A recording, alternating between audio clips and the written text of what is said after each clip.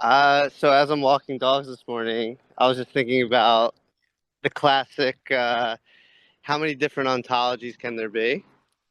Um, and because, if you take serious that at the foundation of ontology is relation based, then you can have different, sorts of ontologies for different sorts of things. And I was thinking, how true is that?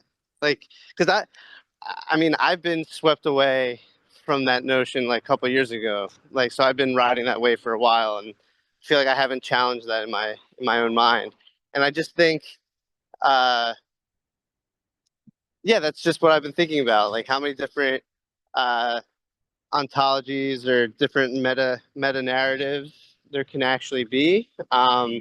Is science, you know, people talk about different scientific notions based off of this uh, ontological relation at ontology's core.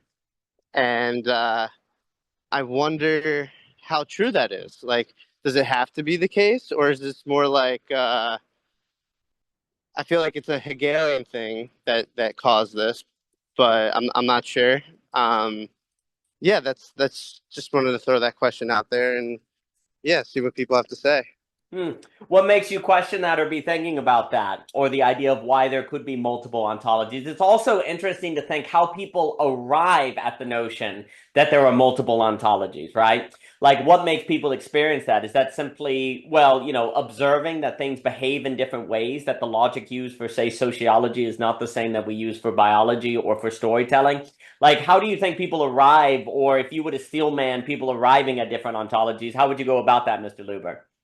I think a lot of people arrive at it at failure. So Hmm. you have, like with science, you have the, classical physics, ontological worldview. And then when quantum physics came about, there's a certain lack in what the previous ontology uh, addressed. And in that sense, you have people like Wolfgang that are, it's just like vertical causation. You apply a different ontology and boom, there's your answer. That's simple. And when I'm thinking about uh, basically it being that simple, I guess from a philosophical view, it's like stupid simple. It's like it's like that's what my concern is. It's like from a philosophical view, it's like so simple, but it seems like everybody else that's approaching something from a non-philosophical lens, it seems to be very difficult to get to that simplicity. But to answer your question more, I guess failure, um, also different worldviews on like different takes on what an essence of something is. So like if like I have a certain conception of the essence of story, but if somebody else has a different conception of the essence of story, they might have a different ontological foundation for what a story is. Um, but I haven't come across that personally. Not saying it's not there, but from my perspective, it seems like it's not. And then it scares me because it's like there's the possibility of like theme self-effacing itself in some way, if that isn't the case, if there isn't different conceptions of the essence of like story, for example. Hmm. But yeah, if I let me know if I answered your question. Sorry, I'm like No, dog I think walking. it's a fascinating, I'll give it to Mr. Rivera. There's a question of, in the same way, it's like how many angels are on the head of a pen? Do you have an issue now where you're ontology spotting and how many ontologies can dance on the head of a pen or different things? Where there's also can be a reaction to reductionism that wants to post everything as irreducible, but maybe that's problematic in different ways. So you have those questions that arise. I like the idea of posing an ontology from a failure. I mean, is it something, Rutt and different people will talk about top-down causality? Is it a new ontology when you have a new top-down causality emerge? You say, oh, this is a new ontology because the behavior of everything that came before it is now changed in light of that thing being there. But then when we say new ontology, because obviously some people pose differences between ontology and the ontic, right? Things in of themselves, and they say, well, no, you can't meaningfully talk about that. But then maybe there's a way in which the ontic is what is shared between lots of people. even if it's not necessarily transcendent a phenomenon. I know that lovely presentation. I enjoyed her conversation with Cadell and Catherine. Yeah, thank you, Dimitri. I appreciate it. And like on those kind of questions, so you have top down coming down. You have ideas as well that you go, oh, just talking about different ontology means that they have no causal relation with one another. You can't say that they come out of one another. But that seems kind of problematic. But what do we mean? I think there's a lot of questions on that, but let me give it to Mr. Rivera. Mr. Rivera, please. So, I mean, it's so funny that Luber brings this up because I've been wanting to talk about this specific topic, not necessarily new ontologies or multiplicities of ontologies, but I've been thinking a lot about apologetics, right? Because I'm now in a catechism class for Catholicism, and I think it's so interesting because it's basically the what Luber brings up as a problem, right? This idea of we're looking at this story, and every basis of faith, every basis of denomination has basically constructed in a very analogous way, not exactly a new ontology, but basically a map, something that you would say, Daniel. So I guess the questions that kind of come up with what Luber brought up and then the way I've been looking at it is I'm curious about what your opinion is, Daniel, about the role of apologetics, because it's not like because in relation to what Luber brought up, it's not even just the provocation of new ontologies or multiplicities of ontologies. It's like those multiplicities of ontologies don't matter if they can't be defended, right? So that means apologetics would be inherently involved. So here's the question. What's the role of apologetics in the broad philosophy point of view? Or is philosophy philosophizing a kind of apologetics? Or where's the difference? I'm actually really curious about what you think about this, Daniel. Because it seems that whatever we assert, we have to defend to some degree. Why is it that we have to defend it? And how far does defending go, or how far does defending need to go before we become, I don't know, maybe reductionist or excessive in our idea of truth? When is that thing gonna happen? Yeah, I'll leave it there. Sure. No, that's a tremendous question. And Mr. Ebert brought up justification. I know that Henriquez has talked about his justification theory coming from language, which is pretty fascinating at the theory. And Mr. Kashir, good to see you. Mr. Jockin, very good to see you. I think there's a lot. So there's a few things. No, I think that question on what are we doing with ontology, what are we doing with justification, different things. And Chetan, it is good to see you, sir. I hope you are doing well. My goodness, it is a pleasure to see you. So, there's a lot of things for me that were very interesting, like on studying various theories. There's something in The Map is Indestructible where we talk about the problem of internally consistent systems, which is the idea that you have a system worldview where you're looking for internal consistency to see if there's any essential contradiction. And I think very often there's the form of, say, philosophy that is looking for, is there an essential contradiction within this worldview? And if there is, then you would overturn it. You could deconstruct it or something like that, right? But very often there are I actually think there are, maybe there are thousands of notions of what could constitute the world. But I actually think at the end of the day, it's been far too long, Chetan. It's good to see you, sir. But at the end of the day, there might be 73 internally consistent maps or something. Not like thousands, but 70 ways of viewing the world that does not entail any essential contradictions. And I think very often, like when you talk, like asking the question of what is apologetics, I think there's a form of apologetics that is, say, in Islam or Hinduism or Christianity, are there essential contradictions between, say, the God of the Old Testament and the God of the New Testament or something like that, right? The First or the Second Testament, the Torah, the Gospel, right? And people spend their entire life that are doing that work, right? Some people may call that exegesis, right? There are different forms of it, or there can be something that's more like apologetics. Now, there's also apologetics, which is, say, trying to say, well, is there a reason to move into a worldview or theology or view of the world that does not have to assume the premises of the theology to move in, right? Like the underlying axioms or something like that. I think a lot of those theological projects often kind of fail because they actually are assuming presuppositions. Because even if you could say, make an apologetic argument for say the existence of God, well, why should that God be, Christ or et cetera, so forth, right? There's like different moves you have to do, right? So I think like very often, actually, honestly, I think of a lot of apologetics, I look at it more, I think a lot of, say, if I'm just thinking Christianity, they'll say, oh, I'm defending the faith. But I think what Mr. Ebert is saying is justification. I think a lot of it is actually more of coming to a sort of mental comfort with one's belief, where they can say, oh, okay, there are no essential contradictions within it. You also have a lot of movements like Joel will talk about with coherence, where people are looking for kind of a religious coherence. And I think a lot of philosophy and a lot of theology and a lot of politics are actually just in the business of making sure that your worldview is coherent, right? But here's the problem. A lot of people think, unfortunately, that if I show my view of the world has no essential contradiction, that therefore everyone should believe it. But this is where, for me, the truism, the rational trilogy, like we talk a lot about, is coherence is not correspondence.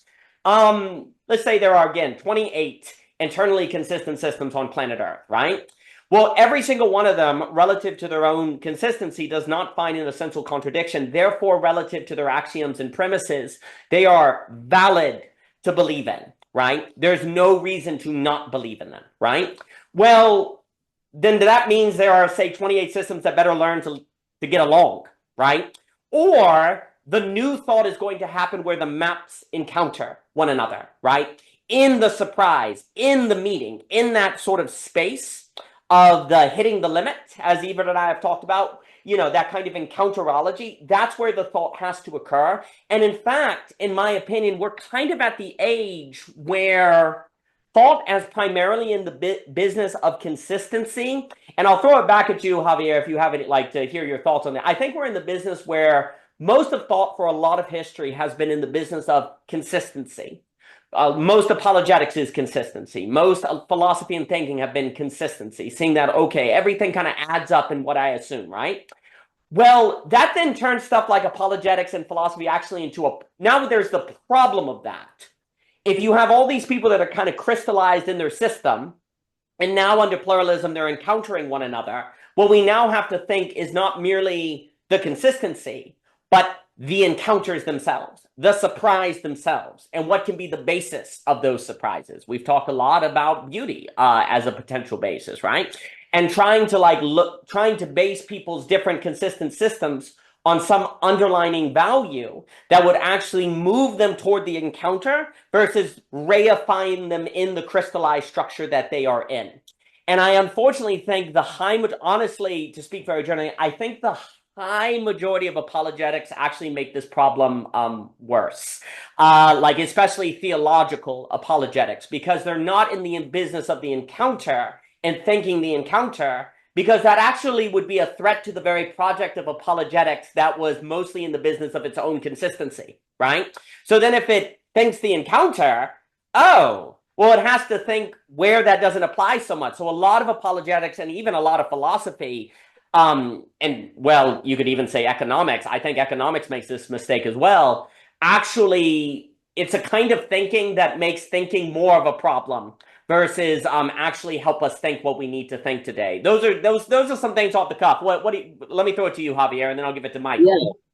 No, this is great. This is like exactly what I need to hear. Because I've been going through the apologetic tunnel, right? And I'm just I'm listening to this stuff. I'm like, this stuff is crazy. And there's a part of me that's wanting to be charitable in the sense of okay, so you're defending your faith. All right. So we need to know what we believe. I guess, an argument could be said that apologetics is a way that we can understand each other fully with what we believe, because there's a lot of misconceptions. Okay, that's fair. I'll probably accept all of those. But then there's these assumptions that I'm how do we even live in a religious anything, community, anything, when the presuppositions are always to rarefy a consistency. And that is what I find very troubling for myself, because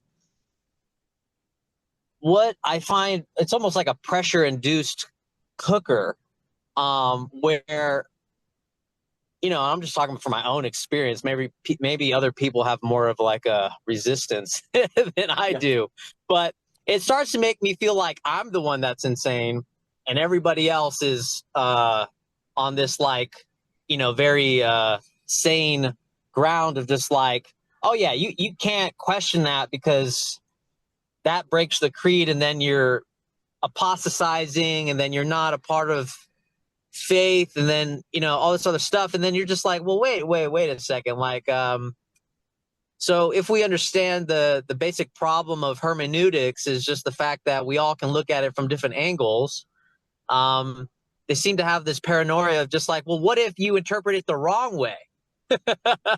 Right? Like the Catholic Church, because I've been, I'm in catechism class now. What I find interesting is like there's this huge paranoia of just like, we don't want the people confused, right? Like we can't have the people confused. So this is interesting. So it's like, should we embrace the confusion?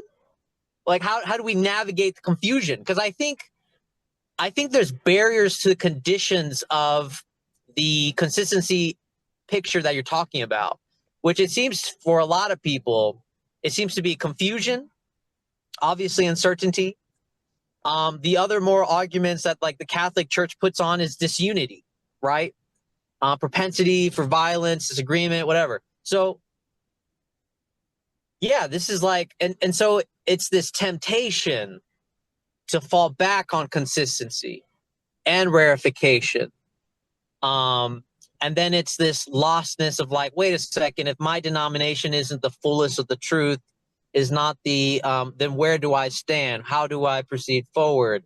I see the conditions that prevent people from pursuing this path. And then also find the uncomfortability of myself wandering this path, joining along, but being like, yeah, I don't agree with the fundamental presuppositions that everything is based on. And just to give an example, right? Like just like the whole Pope thing, right? It's argued on a couple of passages, but Protestants view it differently, Orthodox view it differently. So it's this problem of story that Luber brings up, right? Everybody views it differently, and yet everybody talks about it as if it's obvious that is the, so I just find it interesting. I mean, I don't know, but I'm also curious, how do we navigate from not only from the conditions of confusion, but also from the conditions of ourselves right now in this group, how we navigate communally, as people, amongst other people that are afraid, that are scared, that are confused. I guess this is why I was thinking about like the philosopher preacher kind of idea that I circled around later yesterday or whatever, where I was like, I feel like the idea of the philosopher preacher, this is a new category that I'm just kind of doing, is just like, I feel like we need this medium, this median or mediator between the people and maybe like what we call like the philosophers, those who are thinking, contemplating. But like the philosopher preacher would be someone that is, I don't know, inspiring, motivating, putting the fears aside of take the risk, right? Have the courage to go through the confusion. But I don't know. I mean, this is a very maybe naive idea, but I'll leave it there. No, I think for me, we're basically all in a Thomas Pynchon novel now.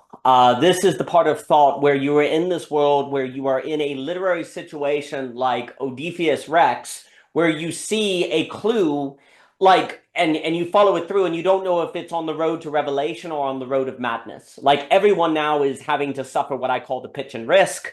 We talk about the conflict of mind in Volume 1 of The Truism and the Rational. And you see this problem, you see one of the reasons why, and I'll give it to Michael, Chetan, Alex, and Thomas, and Michelle.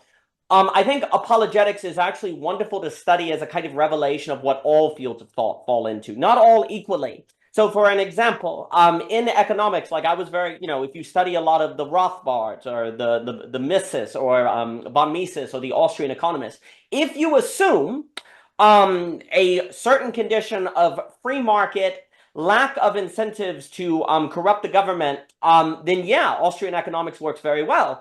Unfortunately, the underlying assumption that for me that we talk about in Second Thoughts is that self-regulation and self-interest go together. Actually, now what is in your self-interest will require you to self-regulate in a manner that takes care of the customer. Therefore, the market is always rational the more free it is. Here's the problem. The very rationality, what's an ultimate form of self-interest? To become invincible. Well, if I can become invincible, then I no longer have to self-regulate myself for the behavior of the market, right? And the way I become invincible is, say, K Street or mixed markets, right?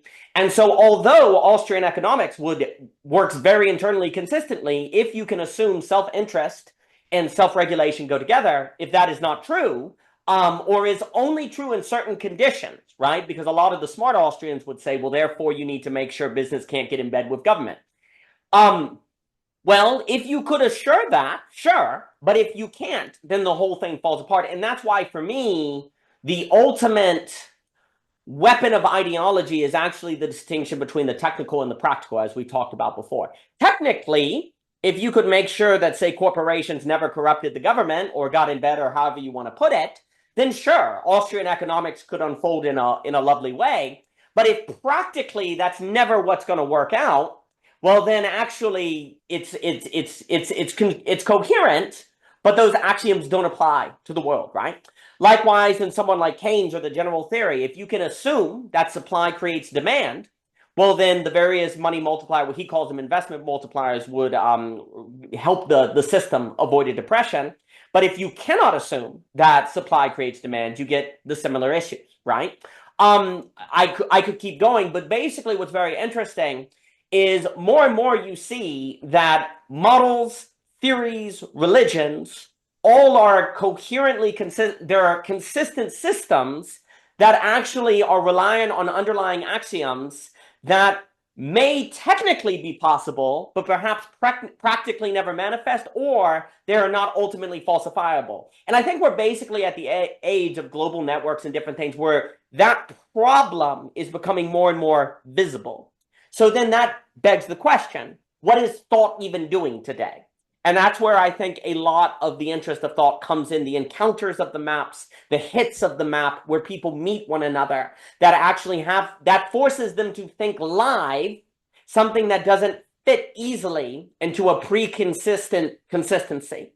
So like spaces like we're doing or meeting different people like that. But that problem that you're describing that I think apologetics is an insight into, which Lorenzo and I will talk about Pandora's rationality with conspiracies, because conspiracies are very rational structures relative to their own internal consistency. That is the problem of thought today, that basically not thinking it leads to trouble. And I think basically apologetics actually have ultimately more of a sociological or psychological function to give people a certain, like, how do you make people feel, how do you get people to spend a lot of time investigating or invested in their own consistency so that they don't have perhaps as much time to start killing one another, or, they can find something to tap their desire or drive into, which is the investigation of that consistency, which then gives them a sort of feeling of meaning, maybe a feeling of purpose or different things, which could help mitigate conflict, mitigate trouble,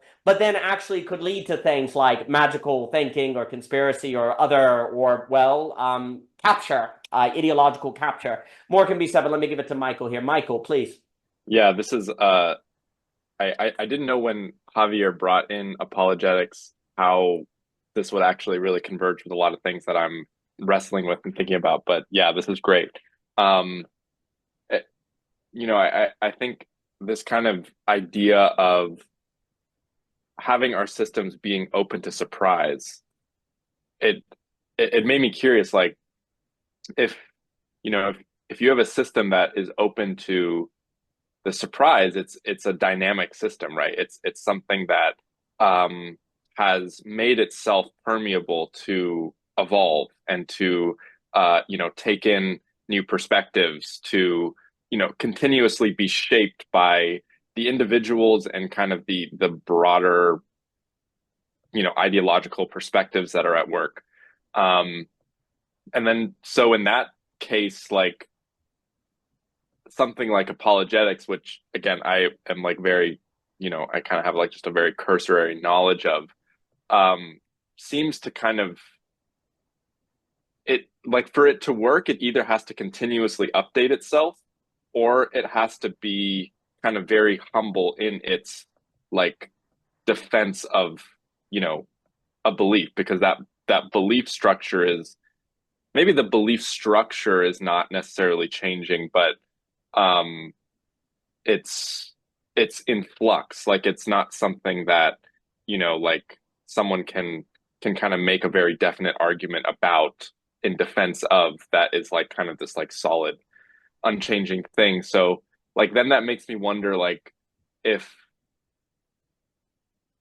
if the kind of goal is to have ontologies open to surprise, um then like can like is that the meta ontology, that like all ontologies should be open to surprise? Because then it's kind of like all the ontologies below that are um ever changing. And so like, is there really one or 28 concretized ontologies if they're always, if they're always changing? Like I don't really know.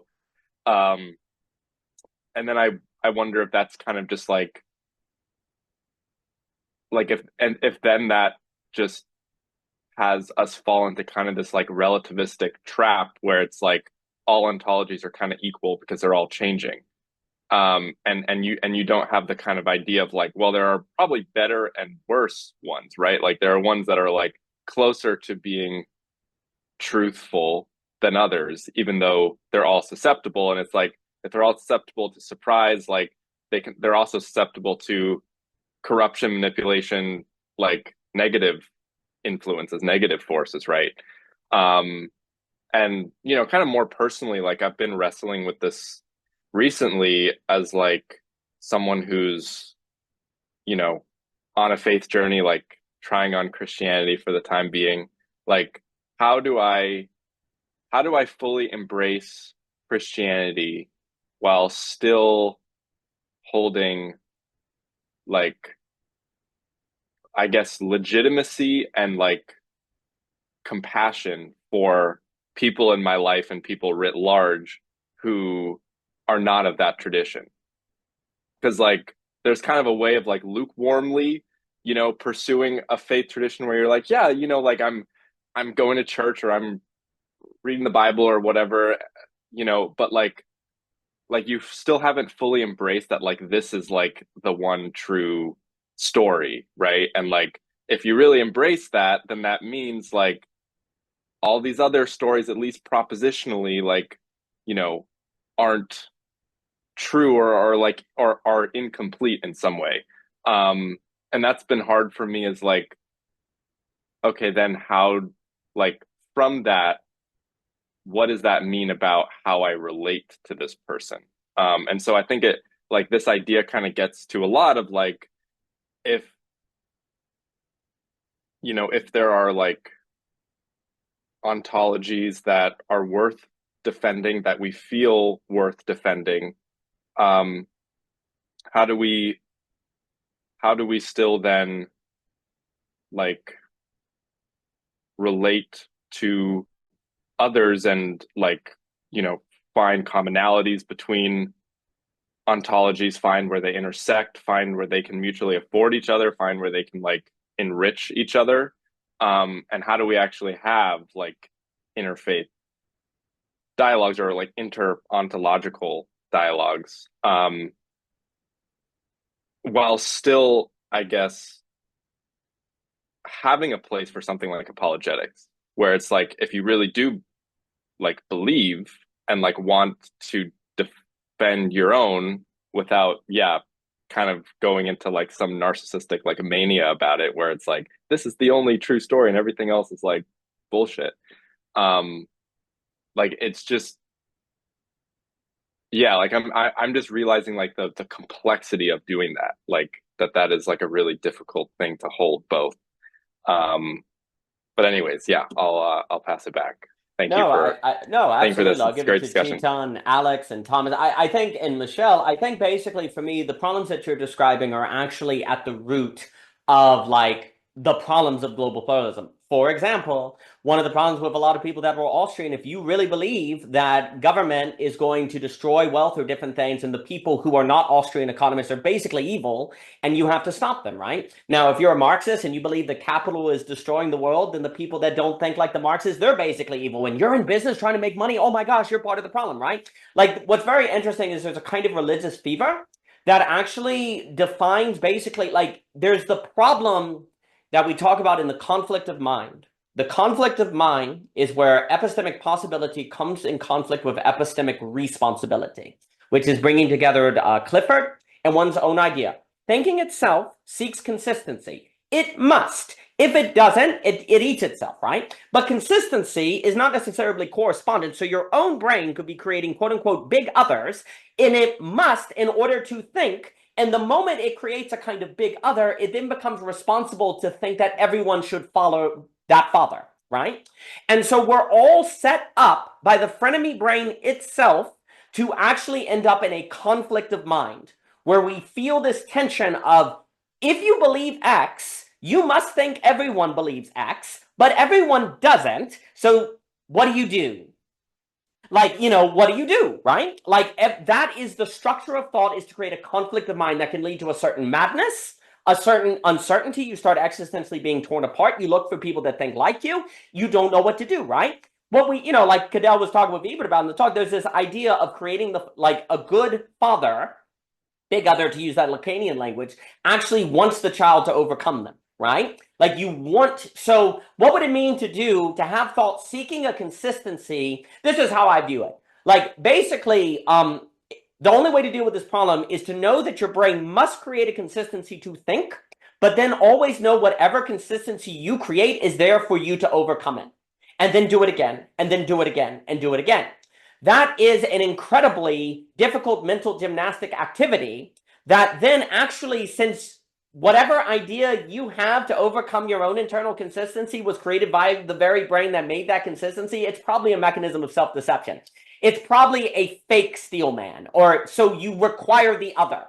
Like, this is where the surprise of the other, the encounter of the other becomes a very, very big deal, right? Because that's the only chance you have to kill the big other you must form in your own mind that must be a product of your own thinking to function, right? Which means that the skills that you need to here's the funny thing, that would suggest that skills you need to develop to think are going to have a lot more to do with relational skills, the ability to not show the person you don't like in your face, to not show them too much that you disagree. Like, you have to get your whole body to be in the business, basically, of making yourself be killed by the other, per se. Like, making your thoughts be killed by the other. I think also, just as a quick note, and I'll give it to the wonderful Chetan, it's so good to see you, is that I think one of the reasons, like, for me, my experience with people who emphasize religious apologetics is they emphasize apologetics at the expense of exegesis. Like, they'll be learning the arguments to prove the faith versus, say, studying the text. Same things happen in Marxism. They'll be finding all the problems with capitalism versus reading the 3 volumes of Marx or different things. And a lot of people who hated Marx would be reading, they would be finding all what about the starvation in the Soviet Union and like Stalinism and all those things, but not necessarily be looking at the various paradoxes found in free market capitalism, right? If by apologetics somebody means your own silent study to work through the consistency of your own beliefs precisely so you have something to kill in the encounter of the other that would shatter you and force you to do the work again, that's fine. But the majority of the times, apologetics are problematic, as actually what you're doing is keeping out the other, right? You're kind of like, it's a fighting attitude. To the other questions, there's a lovely book by Bonhoeffer called The Cost of Discipleship that I like very much. There's a lot of different thinkers who talk about the problem of pluralism. But basically, Michael, that problem of pluralism, I think, is like at the heart of the conflict of mind. It is at the very root that thinking itself creates its own conflict. It seeks a consistency that then its own feeling of responsibility to that consistency creates a very difficult to navigate conflict in itself, which I think also suggests why you're seeing more and more psychoanalysis, therapy, like this kind of topic is actually seemingly inseparable from the thinking life, because we're at the point in history where the thinking life is necessarily encountering its own conflict of mind. That is not a result of irrationality, but actually being true to itself in seeking consistency. It's finding itself in a pitching novel because it did a good job, not because it failed, actually. And I think that is a very serious issue. But let me give it to Chetan, Mr. Ebert, Jochen, and Michelle. Chetan, it is good to see you, sir. I hope you are doing well today. It is a pleasure to see you. Same here. It's wonderful to see you all. That it's a wonderful discussion that's, I think, going on. I probably sort of maybe provoke, maybe sort of come at it from a tangent. But there's a question that I've been thinking about. Say, there's distinction between religious subject and secular subject. It's been coming in my work, my ethnographic work from past few months. And, I've been sort of reading around, say, Talal Asad's work.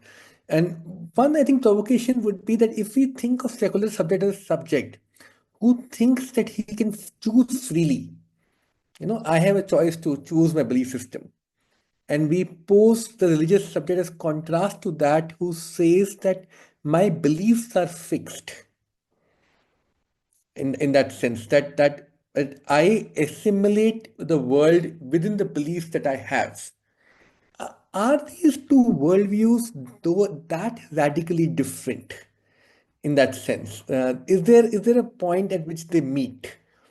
Uh, and is it also possible that while keeping your beliefs fixed, you can still encounter the radical other, the surprise? I don't personally, now that I think about that question again and again, I encounter people and I do my field work and stuff. I personally have started to realize that we sort of overvalue the beliefs in that sense, to some degree. In this questions of encounter, in this questions of, we think that it is through our beliefs that these encounters are structured. I think religious subject is something to teach us over there. I think religious subject was said, just hold on. No, you can choose whatever beliefs you want to choose. Encounter with the other is not that dependent upon, unless you are a fundamentalist of either kind, whether secular or the religious. It's a different story. And you realize that you have more than enough tools to assimilate the outside in that sense. And that process is not necessarily happening through beliefs. The similar sort of question comes in psychoanalysis also. For instance, I'm reading this wonderful book by Bruce Fink called Against Understanding. And he's sort of arguing that how understanding by the analyst of the analyst hand actually inhibits the therapeutic process. It blocks it. Because what you get is you get an identification with the ego. Essentially, what you want is the analyst hand to find the radical living part of themselves, to sort of find a brush with the real of themselves, as you would say it. That process doesn't happen through understanding, reflection, or interpretation. At least in Fink's Fink's Lacan's in that trajectory, they're very clear about it.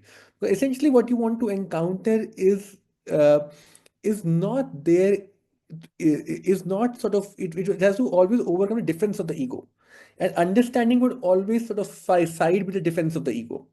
Ego would not always want the repressed material to remain repressed. In that sense.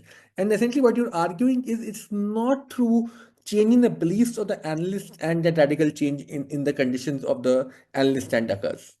It's not because I can make them believe in psychoanalysis or I can make them give them fundamentals of some truth. The actually healing happens. Healing happens because of an encounter with their own, bringing something into speech, as Bruce Fink would say it. And I think that bringing into speech doesn't have much to do with what belief system you have. You can articulate things. You can bring something into symbolic, the real into symbolic, that encounter, even within the same belief system you hold. And I dare say it might not be a bad idea for us to reflect upon that do we really need to radically change our beliefs to actually put our unconscious into speech in that sense, or is it something too far-fetched for who we hear? I'm not sure. I'm just sort of raising that. No, I think that focus, well, the work of being able to bring something into speech, that seems to be, on what you were saying, and I think those are wonderful questions. I'll give it to Ebert, Jochen, and Michelle. For me, that's a lot if, just in my own work on kind of epistemology. Also, I meant to bring in C.S. Peirce on the ethics of belief, where he says most belief is basically just scratching an existential belief. Lots of people tell us that, our beliefs are just the survival, more than getting at the truth. There are all these interesting things, right? And yet, if indeed belief is more about scratching an existential itch and not feeling existentially overwhelmed or survival, that only works if we genuinely believe that we're not just believing what we think for survival. And it only works if we genuinely believe we're not just believing this to scratch our own itch. But this is why, for me, the game, like I sometimes call it like the game of maps or the apologetic game, it's never going to necessarily work because the brain can always find a gymnastic way to get around it or to convince itself for different things, right? But if instead, you focus on creating the conditions in which people can bring things into speech, or you yourself can bring things into speech, and you forcing yourself to hear ideas you may not agree with or you've never thought, and to kind of suffer hearing ideas you don't like without shutting them down, that seems to be the work where there's real creative potential, if you will. I guess I spent so many years just moving from the Marx versus free market debate, or the Christian apologetics, or Republican versus, just moving spear to spear, and so little occurring. And then ultimately, once it ends up happening, this is my fear, I think what you're getting at, I think there can, in the conflict of mind, be an incentive to actually move increasingly toward fundamentalism, to just get out of this tension because nobody knows what to do. And once that occurs, or to turn to something like conspiracy to find belonging and meaning in different things, where if instead the focus is more on how do we bring ourselves to the place to be able to suffer the speech act, per se, or to actually suffer the ability to hear things we have maybe never thought before, that seems to be where possibility is there. And it's interesting, you said, we were talking last week about healing. And again, I think a lot of people's efforts in apologetics, ideological coherence, are actually healing efforts. There's something about finding a worldview that feels consistent, that feels like healing. Oh, now I'm together, right? But the problem is, this healing is based on consistency, which then actually results in various neurotic structures, right? Various kind of things like that. And so I think also, if we understand there's something about thinking that is naturally towards healing, or that possibility, then we might actually then focus, these are just thoughts that come to mind, on the speech act in a manner like a lot of our speech act between worldviews are actually very antagonistic, like debate, argument, disprove, win for your side, right?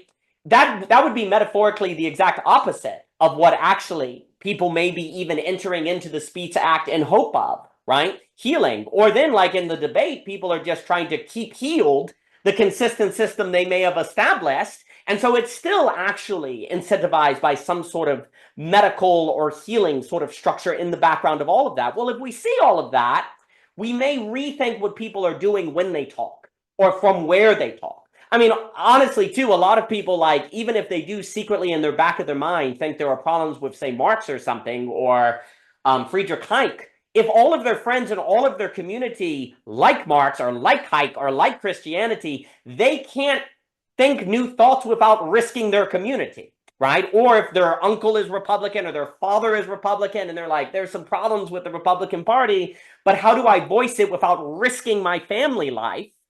Oh my gosh, then everyone is not going to talk about it, right? And then you get all of those different problems. Heck, this same problem comes up as a last point, and then I'll give it to Ebert. This comes up in investing all the time, where the boss has a thesis, and he's done all the quote-unquote apologetic arguments for why this investment is good, and there are people who may disagree, but they don't want to say anything so they don't lose their job or different things like that. And that creates all sorts of problems, right? They don't want it because if I say something and the boss gets mad, then I'm not getting paid. And what if I can't take care of my family or anything, right? So there are all these, like, to focus on the idea of the speech act itself and the kind of courage and bravery that requires, I think it's something that I'm very interested in, because I think that is where so much of the work has to be done, and it's not easy at all. But those are thoughts. Let me give it to Mr. Ebert here, Jock and Michelle, and then Chetan. Mr. Ebert, it's good to see you, sir. I hope you're doing well. I like those glasses. It is good to see you, sir. Thanks, guys. Let me see if I can. Merry Christmas. Merry Christmas. Yeah. I just wanted to let me see if this thing I wrote is going to remind me. Yeah, more or less. I don't know if Chetan was actually saying what I'm about to say, but you can't encounter surprise without having some form of rigidity in your thought. So we can be like, be open, but full openness in terms of thinking is actually just phenomenological entropy, informational entropy. You'd have no orientation. Just to behold an object. In fact, I would even frame it like this. Epistemic knowledge requires informational ignorance. It's actually predicated on informational ignorance. And the way that our brain operates is that we're trying to ignore as many surprises as possible. We're trying to, therefore, ignore as many alternative ontologies, as many prediction errors as possible while still getting by and surviving. The interesting, and we have to remember to include the philosopher in our philosophizing in the same way that we require that now we include the subjectivity of the scientist in science. And we say that the Enlightenment gap is in part due to the failure of science to include the scientist, right? Well, we have to do the same thing for the philosopher. We have to include the philosopher. Now, philosophers are, I think, in my opinion, and I'd love to do actual fMRI research on philosophers and non-philosophers. I think we have a higher capacity for free energy maximization. We will look at a tree and be like, yeah, sure, that tree has a set number of affordances, shade, food, it's a climbing structure, and so on.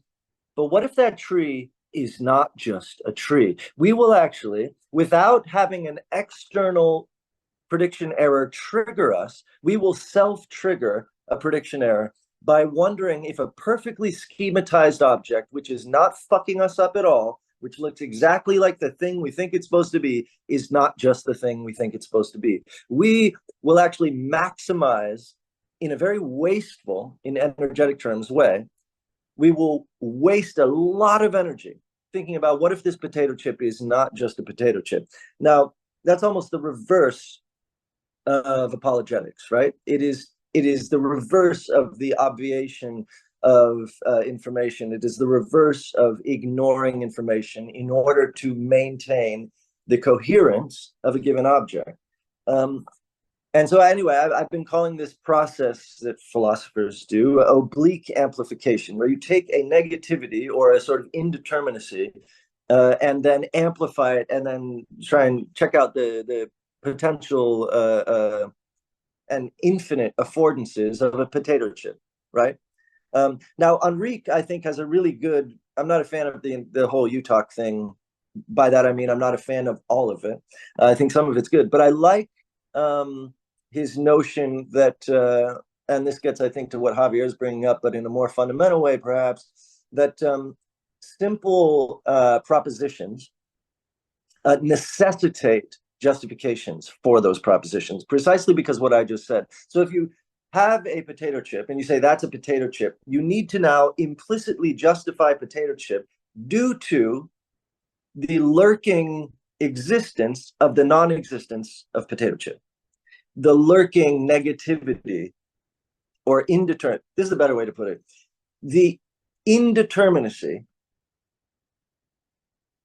of the determinate object. So everything that potato chip is not, you now have to justify potato chip. Forget other ontologies like tortilla chip. That's small potatoes, right? Which is apt. But we're talking here about everything, the infinite array of all the things potato chip is not. So every object is undergoing an ongoing justification mechanism that we could call apologetics, whose primary job is to ignore information that contradicts it. That's what creates a coherent object. Never mind society, which of course it's very easy to be like, oh, they're full of shit. They're like just ignoring information. Yeah, well, you're doing that every day just to get around the house. Do you know what I mean? That's like the operation. So what Chetan is like, there is no subject who is not a believing subject. And that is the very reason why we can encounter surprise in the first place, is because our very minds are predisposed to a fundamentalism of sorts. Now, anyway, I just wanted to also say that, well, I guess that says everything. But I just, as much as I love providing prediction errors, providing surprise, encountering surprise, I wonder as philosophers the extent to which we feel like we are beholden as sort of teachers of, frankly, people who aren't philosophers, because we're speaking publicly. So we feel in the same way that an artist feels they have to say, everyone's creative. It's 99% perspiration, 1% inspiration. There's no such thing as talent, But everyone knows that's bullshit, but no one says it's bullshit because you can't say it's bullshit because you have to pretend that everyone, Are we as philosophers doing the same thing? Like, and by that I just mean like, of course, in the age of liberalism and progressivism and populism, we're going to say, well, it's best to be open to surprise. Systems that are open to surprise are the best kinds of systems. But what we've seen historically, actually, is that systems that are open to surprise converge globally on homeostasis, on monocultural, non-dynamic experience. What we see in the cases where communities, let's take them at smaller scales, like Harlem, Little Italy, and Chinatown, when those remain like self-same to their interior, when they remain ideologically coherent and reject external influence and reject otherness, they provide a global what's the word I'm looking for? Starts with the P. Anyway, difference, right? The experience, pluralism, right? So as a traveler, you get to experience difference precisely because they are negating the other. And that's something we have to keep in mind, because we love the idea of like, no, be open to surprise, be open to difference. Come on, Harlem, be open to the white man. Come on, Little Italy, be open to some French cuisine once in a while. Well, you ruin those things by doing that. So let's be real. There is a function to the exclusion of information. There's a function to localized coherence, which provides the very experience of experience. Anyway, all right, cheers. No, magnificent. I'll give it to Jaka, Chetan, and Michelle if you'd like to speak. No, I think that's all outstanding. And well, I think that point, like everyone is believing, everyone is seeking a certain stability, and you have to have a stability in order to have any possibility of surprise. I like oblique amplification. Was that's cool. I like that. And I do. I know Dr. Henriquez was speaking with Farad. I know he's got the mind 1, mind 2, mind 3. That is very interesting. And I like the idea that once you have language, it requires like a justification for coordinating action. And that's pretty fascinating. I did enjoy when he was talking about that. And yeah, well, I think like, again, on a lot of thinking, like thinking would happily sacrifice truth if for justification, if you will. Happily sacrifice correspondence for coherence any day of the week, because correspondence, here's the like, this was big in our novel To Turn the World. Even if you picked up theoretically like the Alpha and Borges or something, the truth, if you were holding the truth, how would you know it was the truth, right? Like, there's no guarantee that if you encountered the actuality that corresponded with reality, quote unquote, that you would even know it was. So the brain's like, that's lame. I'll go for coherence and justification any day of the week, because that at least feels like it. Like, you could theoretically have the quote unquote truth and not know you had the truth because you didn't have the eyes to see it, which kind of means you would need the coherence to recognize the correspondence, but if the coherence wasn't the correspondence, you couldn't know it. Oh, frick. So the brain is kind of smart. The brain, that's the key. The brain's kind of pretty rational in the sacrificing of the correspondent for the coherence, because it's like, hey, Dan, even if you had the correspondence, you wouldn't even know it. So let's go for coherence. And it feels better anyway. And also, something that coheres is something that you, at least to some reasonable degree, of course, that all has to be explained, but that you manage to justify for yourself. Therefore, it's probably reasonable to think you could get other people to share in that justification. Therefore, it is reasonable to have that be the basis that you commit to, simply so that you can form community, not be isolated, survive, and then have other people. Whereas correspondence, even if you had correspondence, if you couldn't justify it or make it cohere, you might not be able to form community, organization around that. So, frick, what value is that, right? So the brain is absolutely happy to sacrifice truth for coherence any day of the week, right? Because of the social benefits, the existential benefits, the psychological benefits, all of these different things, right? And But so, also, please. but also for sheer epistemic acquisition. Like we have to remember, knowledge itself relies on this mechanism of ignorance. That's the fucked up part. Yeah. Do you know what I mean? Yeah. It's not just like it's not just affords it, like gets it, makes it so we can get around. It makes it so we can know stuff, and that's the difficult. That's the difficult part. No, I completely agree. And so for me, what's interesting, if we take all this seriously, I think it leads to a certain method, a certain epistemological method for how we go about thinking, which is we have to hold to something. We can't be purely open, but the thing we hold to, we have to perhaps approach or emphasize the parts of it that entail their own, what I call girdle point, their own opening.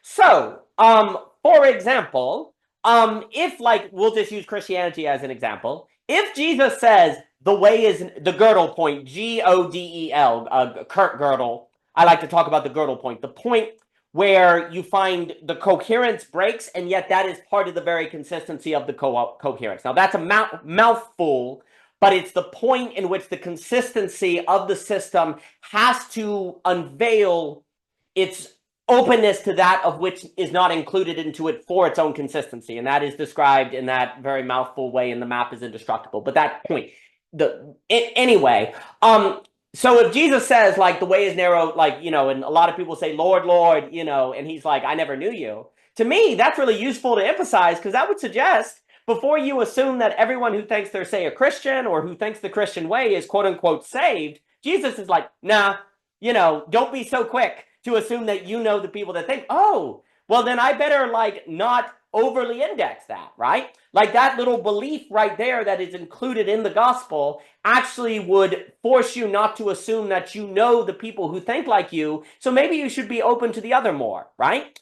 If, say, in Adam Smith, for example, capitalism, there is this emphasis, there actually is, and Dietrich McCloskey is correct on this, there's actually two invisible hands in Adam Smith. There's the invisible hand of the market, but then there's the invisible hand of the culture, right? And basically, before I would like to emphasize in Adam Smith the invisible hand of the culture, because what that means is you can't assume that the pricing mechanism is actually going to give you the best outcome, right? So you open up that assumption in the system to maybe take more seriously those thinkers, but who you might be tempted to call Satanists, like Jordan Peterson did Marx. Maybe there's something over in Marx you should look at, because there's actually this little point in The Wealth of Nations that opens up thinking like Paul Poinet or the Great Transformation. I'll give it to Joachim, but basically, if we take all of this very seriously, what for me it does is make it epistemically responsible to emphasize in your own belief system those points that can open. But here's the trick. The only way to find those openings is to actually be genuine to your belief, like to genuinely seek it out, to make it stable. That's kind of the key. Mr. Ebert, please. I was just going to say, I love that last point. I think it's very important. And actually, I think that's the That's really important advice. It's like, yes, be open, but actually the best way to be open is whatever your hunch is, if you have some kind of philosophical hunch, whatever it is, own the fuck out of it. Yes. Go all in on that thing. Risk everything. And then allow yourself to be surprised when you encounter a significant error. When an error,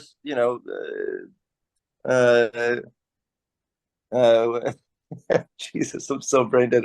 Crosses a given like threshold, right? And you're like, oh, and then you'll have a real revelation. By the way, the dialectic doesn't work anyway unless you have two opposites, and the only way you have two opposites is to commit. So go ahead, commit, risk it.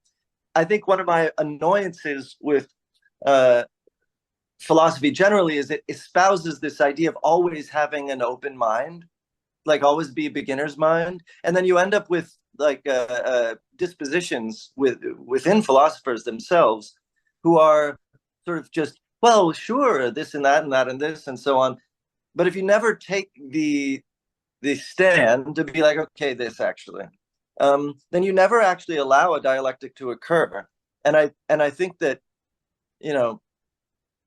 this is the problem with like lionizing one or the other. If we're going to say, well, dynamism is the best thing because it represents vitality and non-dynamism represents death, then actually never get to experience the vitality of dynamism, because dynamism requires two non-dynamic opposites, speaking in cultural terms, two people set in their ways, right? And then something comes out of it. That's when you have an interesting conversation or whatever. So anyway, and that's usually the way I think science progresses, right? We see this fundamentalist thing, we're talking about this, then it's like, no, actually it's this, and anyway, all right, whatever. Yeah. No, but to that point, I know you talk about saturation, the idea of like really going, like for me, the only way in the map presentation, the only way to find the girdle point is by exploring the entirety of the map to find the point where it isn't the territory. You cannot locate the point where the map isn't the territory unless you explore the entire map to the genuine, and you're only going to do that if you genuinely believe in the map, right?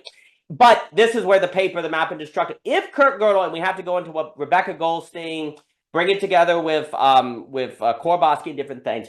But if you grant me this giant claim, if Kurt Gödel is correct, then in every genuine effort to have a consistency, you will eventually find a point of incompletion. That's where the innovation occurs. You want the scientist who will die for their belief. You don't want the scientist that says all beliefs are open. You want the one that says, bring it. I'm right. But when they say I'm right, the problem today is most science, dare I say, following a Mercedes Olson, is captured by institutional logic. The problem is I'm right is institutionally incentivized from a place of using power dynamics not to explore their map. They're actually keeping out the explorative effort, right? Real science occurs when it's like, I genuinely think this way because I've worked at it for 20 years, but there is not institutional incentive to avoid you, because if you prove me wrong, I lose tenure and all that different crap. No. We're going to genuinely bring our beliefs to bear in a civil but stern way. Like there's a kind of civil, stern way that then is going to find the girdle point. And both of us, here's the key. You will especially do that once you get that every rigorously thought system, whatever that means, I know it has to be defended, must entail its own girdle point. But you can't genuinely find it without the other person, because you would have found it, already, right? Like once you get there, always has to be a girdle point. If you haven't found it, well, you need the other, but you need them from a posture of stern defense of your worldview. That's the tricky thing. You need the other. The opening to the other is from a place of defense, stern saturation of your belief, right? But that interaction will probably go a whole lot better if you yourself emphasize in your own mind the existence of the girdle points and the points that would perhaps upend basic assumptions of what you think, right? You can make the interaction more creative, more dynamic, and more exciting if you're emotionally postured for that experience, right? Because you know of those different things. I mean, the way I would put it, so again, and then I'll give it to Jockin. Chesterton famously said that an open mind is an empty mind, But that would suggest that a closed mind is the way, but that seems wrong. For me, this is, I think there is very good reason to believe that you don't need to have an open mind, because minds are things that have openings in them. But the only way to find the opening is to close them. By closing the mind, then you see where the light comes in. Oh, that's where the opening is. Like if Gödel and all these, again, minds are things with opening in them. You don't need to open your mind.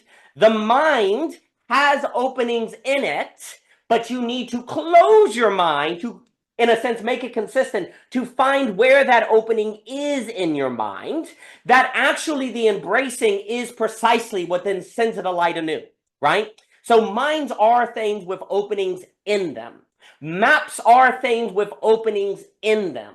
Consistencies are things with openings in them, but the only way to find it is through the apologetic, consistency, scientific paradigm effort that you have to go all in on. But that means you're kind of going all in precisely to find a certain failure in your all-inness, but that failure becomes an excitement that can only be dynamic in the very all-inness. Which brings to mind some of the psychoanalytical dimensions that I know you were speaking with Cadell about, and I think is exactly right. Minds are things that have openings in them, but you only find them from shutting them. And then you see kind of that point, the light comes in. But that is, thinking doesn't want to think that, but you need to think that.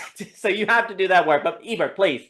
Just a very quick metaphor. I love where you're going with that. The only way to find the hole in your tire is to fill it with all your own hot air. Yes, that's great. Yeah. Hot air, like, you have to really stand on whatever you think it is, fill it up with your hot air, with all your thoughts, be very certain, but really saturate that tire, and then you'll find the fucking holes, right? But if you don't do that, and you just remain sort of ambivalent, you could stick with a given ontology for the rest of your life, never find the fucking holes. It's only when you really fully commit, in my experience, when you really commit to something, you're like, because you start applying it to everything. You're like, does it work for this? Does it work for that? And so on. So anyway, I love that. No, I think that's well put. And again, I'll give it to Jog. To me, my experience, funny enough, is those holes are beauty. Those are the strike of beauty points, actually. The more you do that saturation, the more you actually find, like, the weird thing is in the fullness of your map, these failure points, they actually then, because they are experienced, like you were saying, as dynamic, as kind of opening, then you can actually find the Gödel points beautiful. Actually find them as having this certain strike, but you have to then condition yourself to be able to experience that opening. But that can be expanded on, but I associate finding the Gödel point with actually finding the point in which beauty breaks through, if you are so conditioned. But that point also is then the point of the quote-unquote Lovecraft, with the craft in parentheses that could reduce you to ass if you're not prepared for. But then the very effort, but this is also why, like, you need to do the work of, like, dare I say, like, apologetics or the scientific paradigm, because the very incredible discipline and work of a religious practice or a scientific study is precisely the work of conditioning yourself as pre-necessary for the encounterment of the Gödel point, right? So that, the fear of error is the fear of truth again, as, Mr. Hegel might say. But let me give it to Mr. Jock. Mr. Jock, it is good to see you, sir. I hope you are well today. I am well. Jacob has a pressing point, so I'm going to let him jump in because I don't want him to lose his energy and vibe on it. So I'll let him jump in first. Gentlemen and scholar, thank you so much. Daniel, I was just thinking about this open and closed mind situation, and I was thinking a lot about the medicine space and experiences of spiritual healing, which are based principally upon opening of oneself to that which is larger than oneself in order to actually kind of find something out. So if you have a wound or a block or something of that nature, you don't actually kind of get to cognize what the thing is until you've kind of opened yourself to the healing around it that would allow it to be digested into your consciousness. So in that case, I'm kind of feeling like it's more in order to, it's less about closing the mind than it is about something in the avenue of devotion. Like you need a degree of devotion to enter into that space of the revelation, but that's not necessarily a closing. It's more in the thrust of commitment. I don't disagree with any of that. And Mr. Jock, and you are a gentleman. No, it's the closed mind. Language fails, metaphor. I think devotion is correct. You're closing in on something. You're wrapping yourself on in the dedicate. But this is where I think your language, as you've been bringing in, and I think is correct, healing is seemingly the language. The girdle point is the point of beauty. It is the point of healing. It is the point of trial. It is the point of rising to the condition. And yet the only way to get there is to genuinely be devoted to something so that you can find the point of the opening where the healing is possible. And yet if you're not ready for it, the very thing that could heal you could actually be experienced as a devastation or something that overwhelms you. Like the things that can heal can also destroy if you are not ready for them. But let me give it to Jock. And Jock, and you're a gentleman, my friend. Anytime. And this is why, see, I had an instinct that I needed to let Jacob jump in. I had a feeling because he went right to where I was about to go into some points. So, Javier, I want to thank you for bringing this part up. I think this was a great topic. So let's start with the first part and I'm going to try to synthesize my notes from everybody. One thing is absolutely true. A lot of times our accounts have secondary motives that are really emotional, right? Emotional motivations that I think are very pressing. So part of apologetics, a lot of times, Chetan, good to see you. Thank you for joining us. It's good to see you again. Part of some apologetics is simply just raw team. That's its purpose. It's the raw team. It's to get this account synchronized with other people who agree with that account and agreeing with it. That's what many apologetics are. Because it's very, and that's the point, as we discussed here, most bodies of knowledge are about synchronizing, getting locked into a certain account to give coherence, to give a sense of coherence, and it's good enough to move forward with. But it's always been historically only a certain very limited amount of people who are willing to go through the process of putting those thoughts to test and to address different cultures and different accounts. It's just been a minority of individuals because it's really difficult. For the reasons we brought up, it's suboptimal. Why would you do it? Unless there's an external crisis. Usually war was a great conflict point. That's why you ran into different cultures in the first place. But I say this because, and I agree with what everybody's saying, there has to be a motion of commitment. And there are on two grounds on this. I'll start one is, in the philosophical school, let me give you an example. The law of non-contradiction. We have to use that. If we don't have that, Aristotle points this out, and Plato as well. If we don't work with that, we cannot work anything else from there. Because the general point of when we see a contradiction, when something is apparently both the positive and negative state at the same time, at the same moment, if you don't have that, then you're stuck in an impossibility. You're stuck, no way around it. By saying the law of non-contradiction stands, it means we're missing something. It's the validate, it verifies something is missing from the account. It's the not of contradiction, Aristotle points at metaphysics. So we have then it justifies continued investigation. There's something's missing. So, for example, Plato had Dumasis, power, that was used a lot in his works. Anageia was not. Aristotle's innovation was that. By using Anageia, that addressed many of the contradictions and challenges of power Dumasis would have. That's just one example.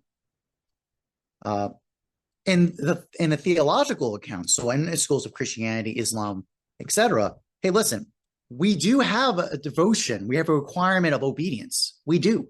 If we submit to this dogma, to this school of thought, it will provide us certain accounts. It's also going to come with certain requirements. And that is demanded of us. If we are admitting to this creed, we must admit to those principles and then work with that. That's just how it goes. And by the way, listen, and this is brought up, part of persons of faith, you have two choices. You're either going to not accept that, meaning in the sense of like, you won't address the obvious, that you won't be willing to go into the litmus point of contest of where there's a challenge, or you will. And this is important because usually the response is, one stance is, well, we'll find out when we're dead. We're going to find out the truth. Like I kind of bringing up that generally, especially within traditions. So like, for example, in Islamic school, there's 4 different major schools in the Sunni school. There are disagreements. Now, the general position is we don't know. We're going to find out when we die. That's when the final verdict of judgment of the truth on points of contention or ambiguity is going to be in the afterlife. That's the position of Islamic schools, as an example, because those things are not critical mass points. There's like there's a line where the big splits occur, where you're either in this account or you're not. So that's what I mean by obedience. Like that, there's a kind of school of thought you have to commit yourself to go and you work through with that. It just is necessary to go with that school. And you have to accept the consequences that come from that. So that's now maybe that's a tension point, because the big tension I'm hearing about this is, when is it invention versus innovation? So for example, actually innovation is considered actually a negative in Islamic schools. For example, in other schools, it's considered dangerous. Basically, you're introducing things that are breaking up the system. But there are times when invention is necessary. What's the difference? It's basically this ability to harmonize different accounts that work with the system. Aquinas is most famous for that. But all these basically Aristotelian thought was coming in, Platonic thought was coming in, and it was a very big question: are these pagans destroying the Christian God, or are they in agreement with it? And part of the work of philosophy at that point was to synthesize those schools of thought. And there was some dimension reduction required to do that. The kind of Plato and Aristotle you're going to take from Aquinas is not the same as Plato and Aristotle. They're not the same. There is a compression that had to be done because it had to be synchronized to that count. That's the consequence. And by the way, in this group, if you think we're not part of this, a lot of us in this group, if you're interested in lack, by that proposition, lack is not nothing, because something does not come from that. Is what underneath, at least for me, is the preposition's agreement or point that something does not come from nothing. And thus is how we're able to argue why lack is not nothing, because it's that whole point.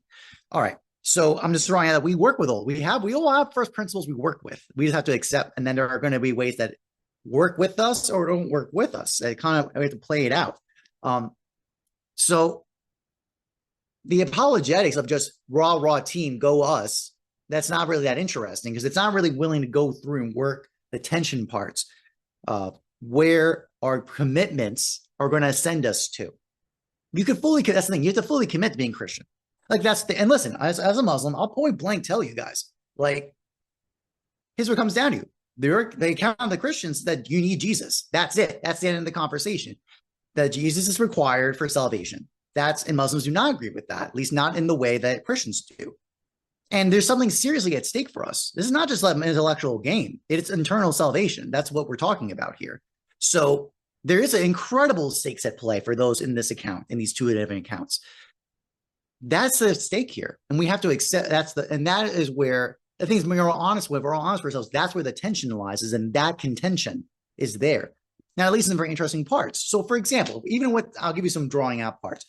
It's very interesting when we see Christians talk with Muslims about virtue, for example. This is a very important part, because that's the question of, is Jesus required for virtue? And thus, what is the relationship to God in that sense? That'd be one point. Like, that'd be that's an interesting conversation. It's that apologetics.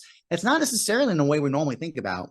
It's a much more sophisticated approach of it, because it's trying to get to a first principle of what is the contention, and then what would draw us together to come to some mutual understanding. This is the project of natural philosophy, was supposed to draw this out. Up to a limit, because Aquinas made that acknowledgement. He said, natural theology can get you to acknowledge that there is a God as a general point. But the question of the Christian God, that's a separate discussion. It requires more. That's a separate process. But at the end of the day, to get something really interesting, we have to draw out a conviction that there's a commitment, that we have to apply that commitment and fully commit to it. And by the way, I mean, we can leave it to a commitment to truth, that because the truth matters in a personal level, this is what you're committed to. But another level, part of your school of thought and belief system, to work with that, be Marxism, Stoicism, Islam, Christianity, take your pick. The other one is, best to put this, is also the object, because I'm going to point this out. Now, as Javier's comment, your very first comment was about this question of truth, which is your object of intent. Because another example, if you want to give a first proposition of a consequence, is truth, beauty, and goodness synonymous with being? Are they the same? When talk about ontological differences, that's a huge one. It's a big consequence if you see them all together as actually one, just separate in concept, versus there are differences or not. Again, as another example of that, drawing out. It really, I find personally for me, the project of philosophy is to draw out with devotion what are those first principle contradictions or tensions of disagreement, and working through what are the processes from that, and actually be really committed to say where it'll take us. That's, I think, a very important element of it. I'm also very surprised, like kind of the big note about Socrates is like, remember, he actually it's a great example. He's called the sage exemplar philosopher for a reason, because he lived that all the way to death, his commitment to his beliefs. That's another thing too, is like this kind of docastic commitment of a belief taken to its to all the way, full commitment. I've always been very enamored by the credo, because the whole point of that dialogue is that he has the choice to leave. He absolutely can. And he was absolutely wronged in terms of how justice was applied to Socrates. But it's presented, no, if I do this, I'm actually violating what I stand for in my principles, that goodness and truth and virtue and institutions and laws are the greatest possession of mankind. If I abandon this, I will destroy what I am if I do this. I find that's a very, Daniel, you kind of use your language, an absolute choice, right? On that, I won't even take it that direction, you can take it that way. At the very minimum, that's a docastic commitment of this is what Socrates as the person, as the character represents, and his willingness to go through, even when wronged. He went forward with this event. Anyway, so a great conversation, but I think I find that's, maybe the thing I can offer is that question of just kind of working through philosophy that way. No, brilliant. I'll give it to Michael, Javier, and Michelle. I really like what you were saying about great stakes. I think also what you were saying on lack was very good. And like you were saying on the object, the truth of it, is it being or not, there are real stakes. I think a lot of people who do philosophy in not this way, there's almost this experience of, wow, there are real stakes and I have no idea how to go about this thing with really great stakes. And I've seen all these different ways people go about it, and it leads to unintentional consequences. And I know this matters, and I know there are differences, and these differences have great stakes. But I've also seen all the approaches people have taken to those things that have led to unintentional consequences. I have no idea the best way to go about this thing with great stakes. But what I know I can do is continue to be in these space with these people, and we'll have a faithful presence and see what happens.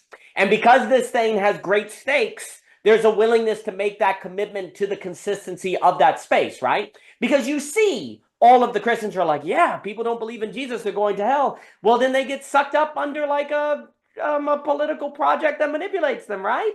Or they become very closed and you can't interact with other people, because what if you get lit off the way and it leads to all sorts of banalities of evil, right?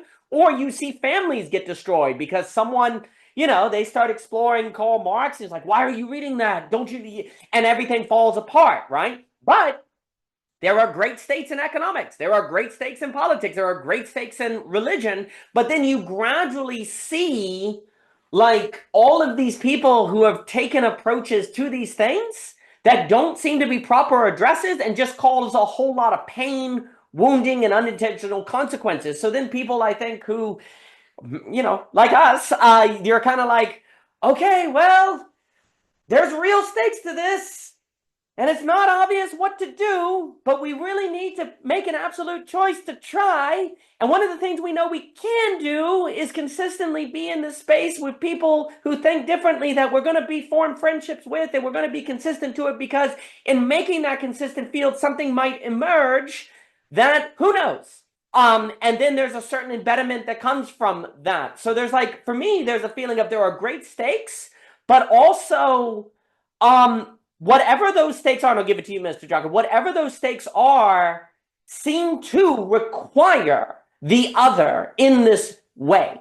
I think gradually you come to accept that premise from your own lived experience, that there is something that is needed in the dialogos to relate, in that space. there is something that is possible that is not possible outside of it.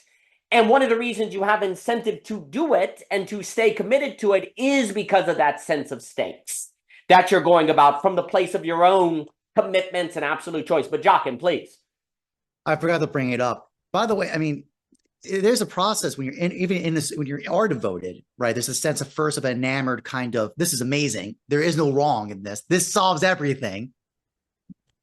There's the part about like, when you're fully in a school of thought, I find personally, if you work deep enough in it, you're going to find some gap. There's going to be something in the system break it. There's going to be a break in the system somewhere. Some overstretching, over pulling, trying to work that mechanism somewhere, something not accounted for that could not be, that was not anticipated, not aware of, and now you have to address it in a contemporary circumstance. So part of a devotion to your discipline is actually that kind of devotional state. It's kind of like your parents, right? When you're a child, you think your parents are these gods, right? Of like perfection, that all your needs are met, everything's solved by them. They solve all your problems, all your needs are met. As you get older, you realize they're human beings and they're lacking. There's going to be something of a lacking nature. And actually, ironically, when you get older, it's almost like you're like now in service of them. And it gets roles get reversed a little bit. Like they were in service of you and providing for you. And then later in life, as you get matured as an adult, you have to serve them, or you have to protect, you have to provide for them because they're getting older, falling apart a little bit. You still love them. The love is always there. And they're your foundation.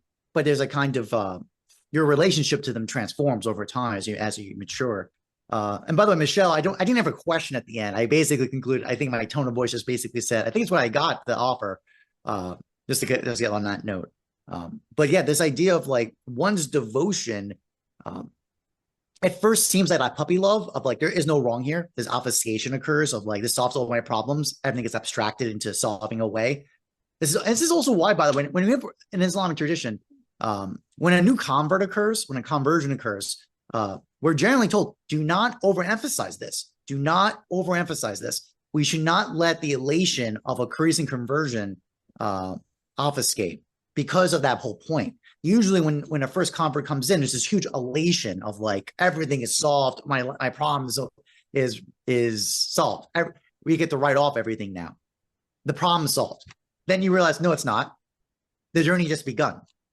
So I think that's kind of a good way to put, a good articulation of like a puppy love to a real devotional love. I think also, I was talking to a friend recently about this.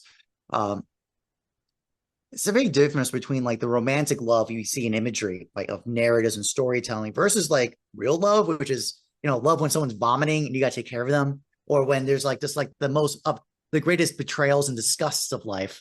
But yet love seems to, that's truly why I see love is when those moments show through and emanate through a kind of something beyond the particular circumstance, the ugliest of moments and the most of disasters. That's when love happens, I generally find. Not the Hallmark story image of it, the puppy love of like courtship and bouquets and all the other things. I'm trying to draw an analogy of just like similarly to the either religious paths or the intellectual paths of like the first encounter is this elation of like encounter of solution to everything. But then there's usually a maturation, ideally not into, and that's the key, ideally not into kind of a melancholia despair of like, oh, now I got everything solved, but wait a minute, now this doesn't work. Whoops, now there's no answer. Now it's like a nihilistic obliteration occurs or depression. See, that's not the right answer because that was a bad relationship in the first place.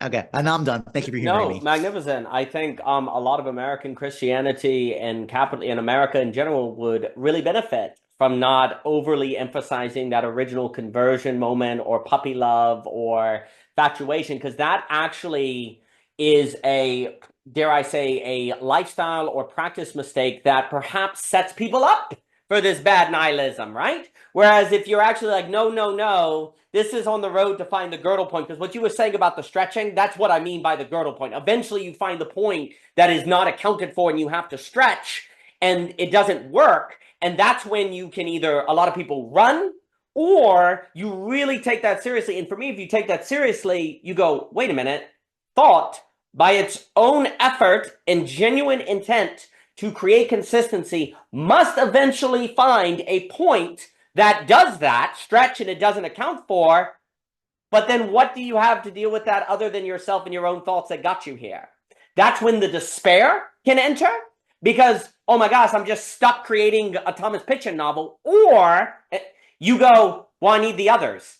I need to go encounter the others, because all my own thought can do is keep finding new girdle points. Well, that's the point, that you can either accept and then go encounter others, or you run or pretend like you didn't have that encounter, and then you get all sorts of pathology, right? There is a point where thought, but this is the funny thing, because it's like we were saying with Ebert, like thought has to do the work of finding the girdle point, or else it will not genuinely go to the other. It's going to fall into apology. It's going to fall into thinking that's defending your own team. You just can't emotionally feel your genuine need to be open to the other until you genuinely encounter your own girdle point and inability to account for the whole. That's when the whole body begins to think the girdle point. It has to be, you know, as Seth will talk about, it has to be in a genuine effort to encounter it. It makes me think of Thomas Merton, like you were saying, and then I'll give it to Michael here, Javier, Michelle, and Jacob. Like Thomas Merton has that lovely idea when he talks about falling, like a lot of people talk about falling in love as you know, falling. You're like, it's almost like you're walking by a swimming pool and you trip and you fall and there's no water in the pool. That's how people talk about love, right? Well, there's a funny way where actually in a way, the falling in love, although I agree there's problems with that metaphor, the falling in love actually is necessary, because love is found when you bash your head on the cement and you're hurt. That's where love is possible. In the experience of getting hurt and bashing your head, that's when you're now in a position to actually love. Like, you have to have the falling in the swimming pool and the pain and the hurt and the bleeding to then be the kind of person that goes, well, I know what reality is. Well, now you're able to love, actually. Now you've accepted the kind of imperfections and the mistakes of yourself. Once you've bashed your head in the empty swimming pool, now you're the kind of being that can actually be devoted. Now you're the kind of one who with your whole body can actually love, as opposed to fall in love, right? And, you know, that's the kind of funny move here. Likewise, it is only once you've come to the place where thinking exhausts itself at the girdle point that you can, well, I like what you were saying, you can invent versus innovate, right? Like, invent is good, innovate is bad, if I heard you correctly. I really like that, because basically another reason why I think lack is so important, lack is the point where it's possible to innovate, to invent versus innovate. And only at lack, only at the girdle point is it possible to do that. Only when you bash your head at the bottom of the swimming pool is it possible to actually come to be a devoted person. But you have to find it, which means you have to do that work of putting yourself in a place where you can fall in love and hit your head on the bottom of the swimming pool, per se, where you do that work where thinking finds the consistency to find the stretching points. That's when it becomes possible to find the lack, and therefore begin invention versus innovation, like creativity versus rationalization, new possibility as opposed to new ways to escape. And so there's a certain work, and that's why I think, I guess for me, that's why it's really important. Like, when you see people doing apologetics or see people defending Marxism or defending free market in a kind of like rabid sort of falling in love way, puppy love way, well, they have to go through that. Like, there's a humility. You stop having a certain arrogance. You say, no, that's necessary, because that's the only place, that's the only mode that makes it possible to find the lack, to find the girdle point, to find you know, where the light comes in and beauty can be encountered, right? So you start having a certain seeing it as all having different roles in the development of the subject, or the dance, as Dante would say, right? So I think that's really important, because, and then once you start seeing that, I think you can avoid the conflict of mind destroying you. Because I think basically thought is always in the business of creating in its own genuineness a conflict of mind that, if you're not ready for, will self-efface you. But if you're ready for it, then it can actually lead to these developments that are inventive versus problematically innovative. But let me give it to Michael here. Michael, please. Yeah, this really makes me think of the coincidence of opposites idea, which was first postulated by Nicholas of Cusa and then has kind of been like built on since, which is like basically that we don't we don't and we can't truly know something unless we understand its opposite. Like you can't really know what hot feels like until you felt, stinging cold. And like you don't really know what love feels like until you've had a heartbreak or you've had you've had the lack of love, as many people here talk about lack. Like and that and so, when it comes to like something like apologetics and, ontologies, it's like it's not just that, good philosophy is built upon like, being aware of biases and prejudices and kind of always challenging your views. It's like you can't really truly love your own side until you've realized where it falls short, where it lacks, where it contradicts itself. Um, and I was thinking like I did mock trial in college, and I was usually on the side of the defense, which was like every single case, pretty much the facts were just stacked against the defense. Like, your guy that you have to defend just looks so guilty. And like I saw the people that were the most successful defense attorneys, I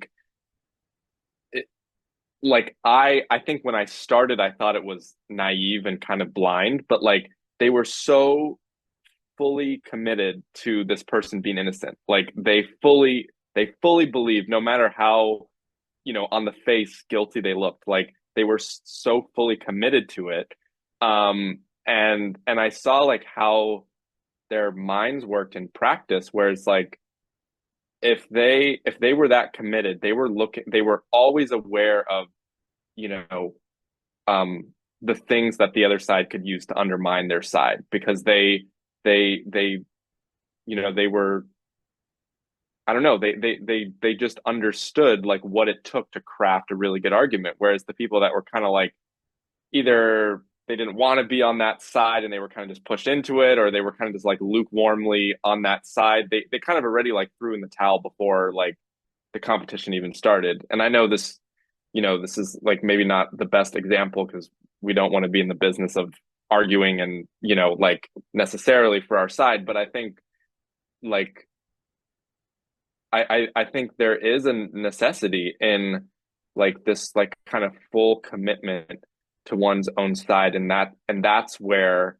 the opportunity for surprise is. Like I'm reading Little Flowers of St. Francis right now, and it's this book that just kind of chronicles all the various miracles and kind of just like events from St. Francis's life in these little vignettes.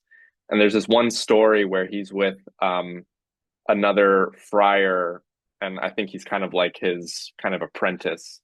And St. Francis keeps making these declarations to God, and he wants this other friar to essentially just mirror him and repeat him. And he's saying these things like, God, I've sinned so much in my life, and like, I'm just like this awful sinner, such and such. And the friar keeps saying the exact opposite thing. He's like, no, St. Francis, like, no matter how much you've sinned, you are worthy of grace, you are worthy of forgiveness. And St. Francis keeps getting so frustrated. He's like, why aren't you just repeating what I say? Like, this is not true. Stop contradicting me. And at one point, the other friar is like, I've listened to God, and this is what the Holy Spirit is compelling me to say. He's compelling me to see your inherent value, despite all these things that you keep saying about yourself. And St. Francis has this like revelation, apparently, where he realizes like what he's been missing. And that, kind of reading between the lines, it doesn't say this, but like that religion isn't just about repentance and like the focusing on your sin. It's also about the grace. Like that's the other part of it. And so it's like he couldn't really be open to that surprise and transformation had he not been like fully invested in his own sin, right?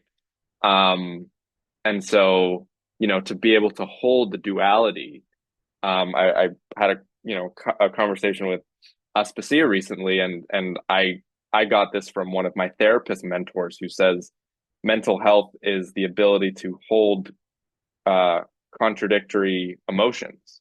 And you know, throughout this whole conversation, I've been thinking like, what are the beliefs that I, you know, kind of champion and like stake the flag in, and I think that would certainly be one, that, you know, and that like every internal emotional experience has something to teach us. So like, you know, frequently in these conversations, I'm, you know, filled with anxiety because I'm like, I don't know 100th of what all these people know, and I haven't, the things that they're able to notice like are not things that I've noticed before. And I think what keeps me coming is this belief that like encountering that lack and that anxiety will lead to more seeing and sharper and deeper seeing, which is like inherently worthwhile.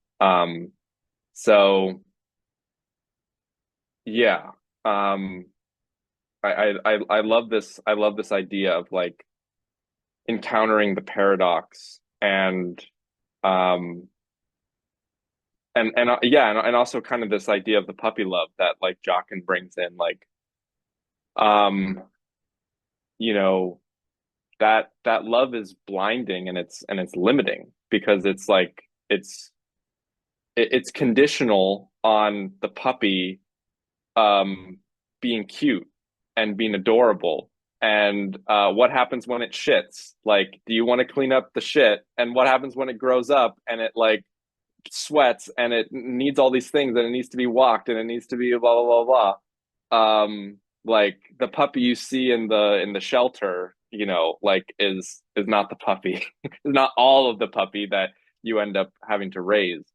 And so, you know, it's like, but yeah, you know, you also don't want to like just deny the beauty of and the necessity of like the courtship, and like, you know, deny the fact that, you know, if a new convert comes into your church, that like there is something, maybe it's extremely limiting, but like there was something that attracted them to the faith in the first place, that like you want to honor that, but you also want to not kind of coddle them and like present them with this like false veneer of what the faith can, you know, can do for them. Like I articulated this to someone the other day, like, you know, something that I look for in a church is this feeling that like the pastor and the church body recognize that like they are not the key to my salvation, that like ultimately it's my personal relationship with Jesus, or, you know, if you're in another faith, whatever it might be, and that the body of the religion is the way to express that and act that out and deepen it and challenge it as well. But it's like it's not primary. It's what results from, it's like the natural outgrowth of your own faith and belief, is like the desire to serve, the desire to be around other believers. But yeah, I'll throw it back. No, well, I would say, and I'll give it to Javier, Michelle, and Jacob here, and then if anyone has final things, please. I think basically that's what good families do, that's what good schools do, that's what good communities do, is they create a space where you can encounter things that become your own kind of unfolding or your own kind of drive, right? They create a certain space where something can be absorbed or something can be cultivated that then drives you as a more intrinsic motivation versus an extrinsic motivation, as I might put it. But what's very interesting too of all of that, it's also interesting how I think you basically have to, like you were saying, you know, yeah, like what would do, like there's this way in which, as Michelle and I had that OG Rose on discussion versus debate. Well, the only way to get to discussion actually tends to be through years of debating, and you saturate that, and then you go, oh, there are limits to what this can do. Like, it's hard to get to discussion that has that particular character where things can emerge, dialogos, to use that language, unless a lot of people actually went through years of debate to actually then encounter the limits of it, right? And there's actually something very problematic if you can't defend your position, right? Because if you can't defend your position, well, let's put it this way. If you can't defend your worldview, then you probably can't find a consistency in it of which would unveil the girdle point. Like, that's the thing. Like, you have to have a worldview that you can defend, or else it's probably a mere notion that isn't internally consistent. That's kind of the issue. Like, it is all this, and this is an important point, actually. We talk about the difference between a map and a notion. A notion is internally inconsistent. There are plenty of notions. You can easily be believing a mere notion. But the only way to tell if what you believe is a map or a notion is by being able to defend it. And then if it's a map, that debate will eventually bring you to the girdle point, of which in finding also unveils the consistency in which then you have to encounter, right? So you actually kind of have to go through debate and defense and devotion in a kind of apologetic way of finding the consistency, precisely to know if what you're dealing with is a map or a notion, to precisely know if there's a girdle point. But then what happens, I think, a lot of times, if people do all this work defending their worldview, all this work finding consistency, that when they encounter the girdle point, it's too painful. I did all this work. I spent all these years dedicated to Christianity, and you mean to tell me it can't give me an answer for drone ethics? It can't give me an answer for everything? It's too painful, you know, and so you want to fit it into everything, right? To actually find consistency and not encounter the inevitable girdle point as overwhelming in a negative way, that's the trick. And I think that's where thought begins. And I think that requires various conditioning. And the last thing I'll say is this interesting point of devotion, as Joachim brought up as well. Can you be devoted to something that is obviously rational to do? Like, if like, are you devoted to getting a hammer if you see you have a nail? That doesn't seem right, right? It's just rational to go get a hammer. What's interesting about devotion is you have to be devoted toward things that's ends are not given. Like, it's not obvious. It's not clearly good or clearly rational. Like, there's a real risk that you're wasting your time, right? And that's where I think, for me, what's so interesting, if thought requires some sort of saturation, some sort of internal consistency, then thought eventually has to reach a point where it cannot determine if its own conclusion is rational or good. All it can do is be devoted to a process of encounterology and surprise. That's all it can do. And it's an absolute choice because it believes the absolute is that very choice, is that very open, like the absolute, what constitutes the absolute, which, as I was speaking with Kendall about based on Wittgenstein, the true is everything that is the case. The absolute is everything that's the case plus you, that then works on both and forth, right? The absolute choice, which is a choice that is a pure choice, is precisely then a devotion to a process with an ungiven end that then constitutes the very unfolding of the absolute in your life, as it much if the girdle points can only be found through the consistency. Like, the only way to find the points where the invention can occur versus the innovation, if that is only possible in a pure devotion to find those points, like Ebert was saying, then the absolute must be an absolute choice, because that's the only conditioning of which could lead to the surprise as we are describing. The absolute must be an absolute choice because the absolute can only be known in a 100% devotion and 100% commitment to something. So then there's this weird thing where the absolute choice is the absolute, which is completely abyssal in the sense that it cannot be known except in the freaking devotion to the process of which then has it break through, right? And then there's something about healing. Like, that's seemingly the only way to be healed in the deepest sense, is that the very process of that has some sort of healing that occurs that can be known no other way. But that means healing is found in making choices that are not rationally justified. Healing is found in doing things that are hard to explain and that cannot be easily assented to. You are healed to the degree you are able to do something that seems crazy. But if you're not able to do something that seems crazy, then you can't make an absolute choice, you can't be devoted, and you can't then engage in this process where you can be surprised by the girdle point, which is the point where the healing and the beauty can break through, right? And it can be known no other way. The only way to know the absolute is via an absolute choice, because otherwise there is no devotion to a process in which a surprise can occur that turns out to be the girdle point that you are only able to find because you genuinely tried to find a consistency without it, and yet knew you couldn't. And that's the kind of paradoxical work that is only possible in devotion, and I think beauty and healing come forth. But let me give it to Mr. Rivera. Mr. Rivera, please. I mean, this is all really great. I do have a curious question though, because I feel like I'm approaching this from like almost like I understand there's an inconsistency, but then I'm just talking about my own experience here, like going to this catechism, trying to become a Catholic, right? Is that I understand that there's an inconsistency. Now, the question that I wonder is, to what degree do I need to discover this inconsistency versus the fact that I sort of, as a broad spectrum, understand that everything has a sort of fundamental inconsistency to them? This is where I feel like I don't know, it could be different. Or what I'm saying is, as a genuine question, actually, because I don't really know, is do I have to, if I've already discovered the inconsistency on a broad spectrum, do I need to necessarily discover the inconsistency particular to the belief that I am committed to, right?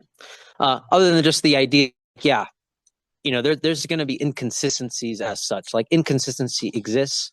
I know this faith that I'm dedicating myself to has holes, right? And there will be surprises. The other thing that I've been thinking of, which it's really funny actually, because I mean, in some sense, I guess maybe I've answered my own question in terms of, I'm sorry, I'm still reading the catechism books that they're giving me. And it's really interesting language that the Catholics use. They say that the Pope is the sign of unity, but then they use this really attractive phrase called, ever since the Christian denominations fell apart, they call it like, it's like a wounded unity. And I thought, they're saying this really melancholically, but I actually find that statement very beautiful. Wounded unity, right? Isn't that like the embodiment of Christ? This idea of like a wounded unity. Isn't that interesting that if we were to strive for unity, it wouldn't be a healed unity in any sense of the word. It would be a wounded unity, even if you could bring people together, even if you could supposedly bring forth reconciliations. So it would be a wounded unity. And I found myself attracted to that phrase when I was reading through the adult catechism book that they're giving me. And so it's interesting now that I'm hearing this talk. I'm like, yeah, the Pope is like the perfect symbol of internal consistency. It's like, I mean, really, really is. Like, Pope is the perfect symbol of internal consistency, because they talk about unity, right? That you need unity. But really, unity sounds more like consistency. That's weird. Now that's weird.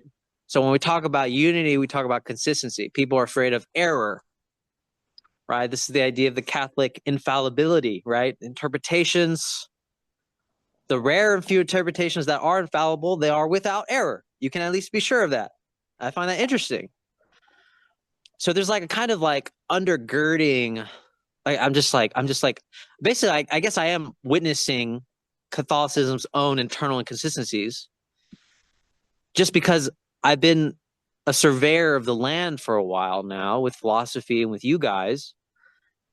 And I'm starting to see like there's just like a fundamental fear at the background of just like, yeah, if we don't have this authority, then we have confusion. We have disunity. And that is actually where I see a lot of the internal consistencies from, is that they have to build this consistency. Without it, they're afraid. They're scared. So then I'm thinking like, okay, so then what does it mean to have courage? What does it mean to have fortitude? What does it mean to be committed to this faith And then, it's even more awkward when it's from my position, because from my position now, I feel like the issue isn't necessarily the inconsistency, it's forgetting. Right? That's actually what I'm terrified of. I don't think anybody's brought up yet. It's forgetting. Why is this? Okay, first of all, why am I doing this to myself? One, I felt like I think it's about time that I feel like I make a symbolic absolute choice. I stop, fitzing around with philosophy and make a choice, basically, right? Go into the world in a real structured way, right? Real institutional way, right? Pick Catholicism. I have my own attractions to Catholicism, aesthetics, sacraments, saints, and all that. I love all that stuff. That's really a big reason why I go into it. But it's like a path of death for me. Like, it's so, I can't express how frightening it is, because I thought I had the immune system to bear the influential temptation of consistency, basically, because everybody's going to talk to you, right? So your conversion is public. Everyone's going to talk to you. So why did you become Catholic? Why do you choose to become Catholic? I'm just conversion. It's weird because, like, in some ways, I think once you pick something, you convert, and it's this. You could risk, I guess, underestimating the path of death you've just chosen, because what's going to happen is people are going to say, "Well, why did you choose Catholicism?" Right? And there you have to defend it. But if you're defending it knowing that there's an inconsistency to it, I'm just like, well, right? Like, you just got to, like, I almost feel like you just have to bear your cross, so to speak, right? In the Christian language, just bear your cross, because in some sense, it doesn't make any sense to defend it so abruptly, because it's like, well, I just converted, right? I've just dipped my foot in it. And I'm being attacked from all sides, right? Either being from an internal system of yourself, the external support system, family members, friends, strangers. And so everything is a temptation for consistency on this path of death that you've chosen. And so I feel like a lot of this is why I bring up forgetfulness, is because even though I know that there is a fundamental inconsistency in things, I can get caught up as just a very fragile, timid mind.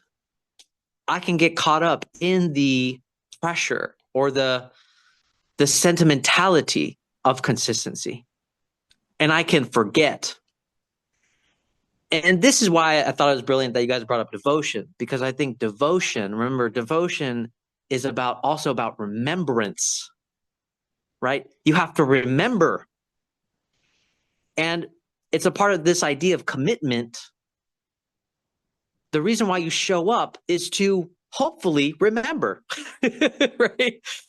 And so I feel like actually that is the part where I feel like I'm at most vulnerable to, is actually forgetting that there's an inconsistency at this point in my life. I am at the highest risk to forget about the fact that there's an inconsistency because of this commitment, because that my body itself is being positioned in a institutional structure where the Catholics go, yeah, you're going to be confirmed. It's a whole ritual thing. You have to go through this whole process. It's like a year of catechism. It's like a whole thing. And so you're like, you're going through it and you're like, oh yeah, like I totally believe this stuff. Oh yeah, I totally buy this stuff. I'm just eating the Kool-Aid, I'm drinking it all. I'm drinking it all. And then you're like, wait a second, hold on. Like, didn't you just come in knowing that it's an inconsistent system, and they're telling you it's a consistent system, and they're positioning your body and moving your body like it's a consistent system? and you forget. You're at risk of forgetting. But yeah, I just wanted to bring that up. I feel like that's the scariest part. Magnificent. Few things. I'll give it to Michelle and Jacob to share. Yes, it has to be particular. It has to be a particular experience of incompleteness. Otherwise, it's an idea of completeness that is complete in its ideaness. Isn't that funny? Like the very idea of incompleteness actually then becomes a resource in having a mental consistency that makes you avoid it, right? The only way to deal with that problem is particularity and particular encounter, okay? So that means you have to be committed to something in its particularity, which then begs the question, why X instead of Y?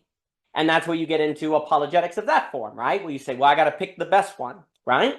But then there's another side of it that says, well, if all maps are indestructible in their consistency, but nevertheless can entail a girdle point, then the reason I'm making the absolute choice may not be primarily because I think this one is more right, because I'd have to, technically you'd have to investigate every possible map on planet Earth to know, right? And be kind of like God, right? But what you do know in your finitude is that you have to make some absolute choice, right? And it has to be one, right? So there's this problem of the conflict of mind, where the conflict of mind cannot meet its own standard of making an absolute choice that it can know is the best absolute choice, and yet the only way to deal with the conflict of mind is to make a absolute choice that you particularly encounter.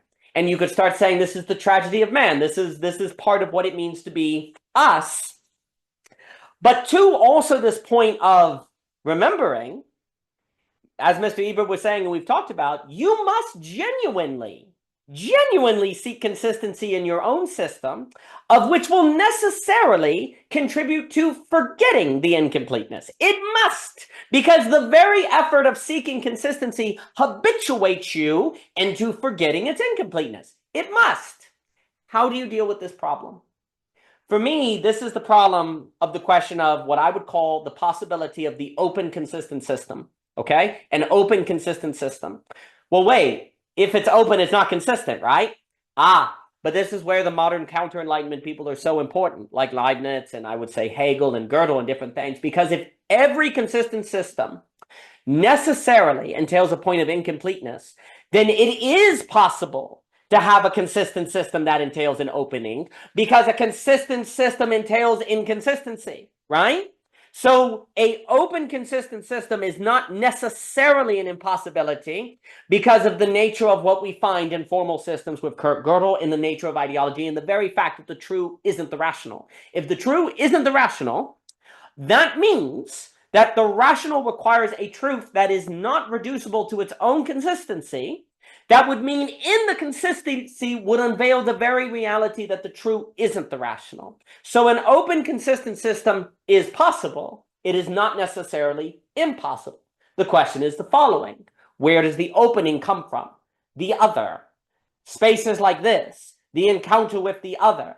That's why, ultimately, for me, all of this as an onto-epistemology and the problem of forgetting necessitates spaces of faithful presence of which allow this possibility to occur of the personalization, particularization, and encountering of the opening of the consistent system, which is the only way to deal with this problem.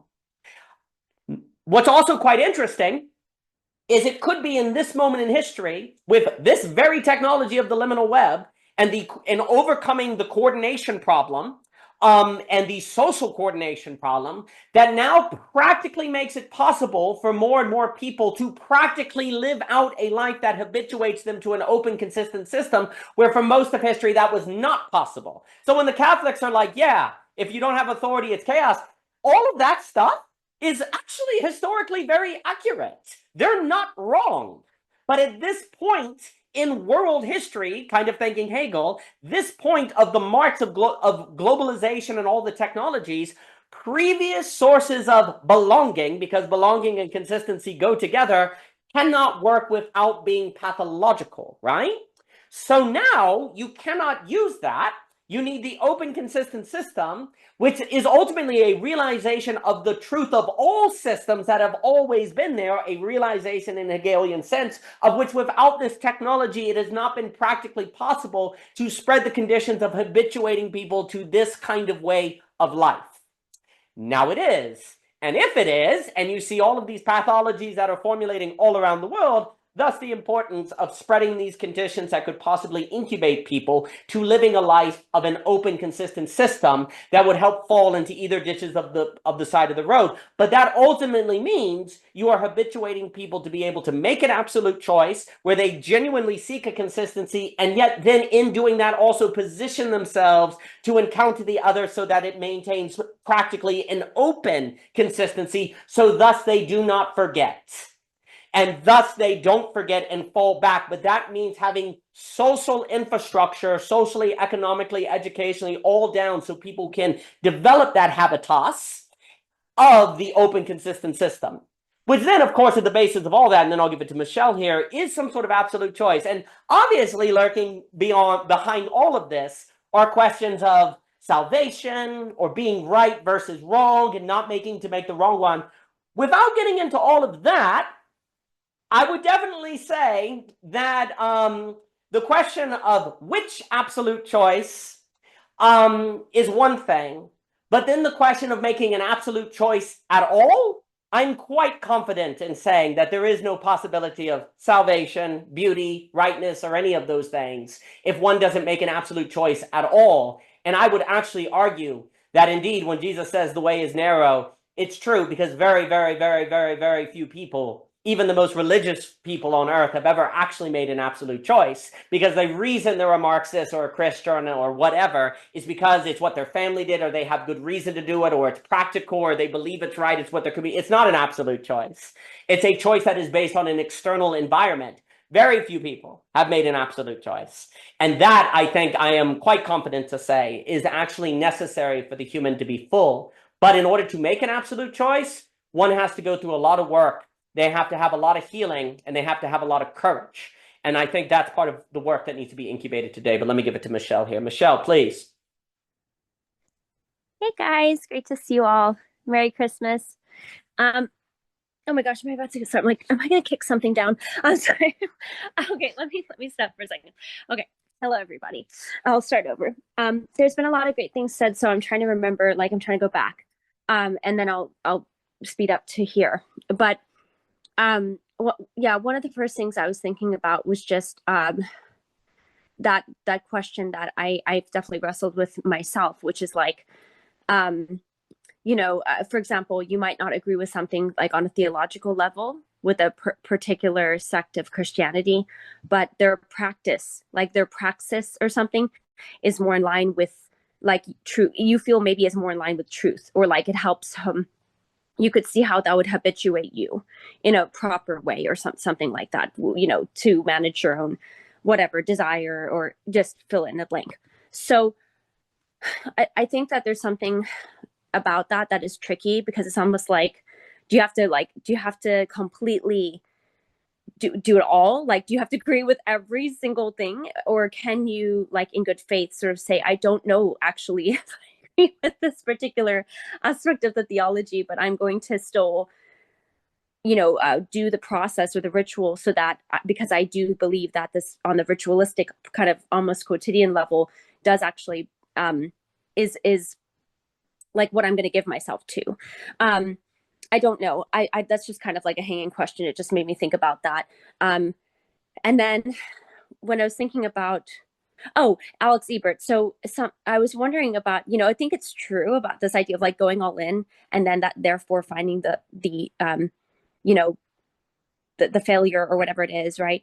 But it also made me wonder, like, who defines what going all in means? Maybe that's a silly question, because like maybe you can only know in that realm of the absolute choice or something. But I was thinking about like the tension you could feel if you are,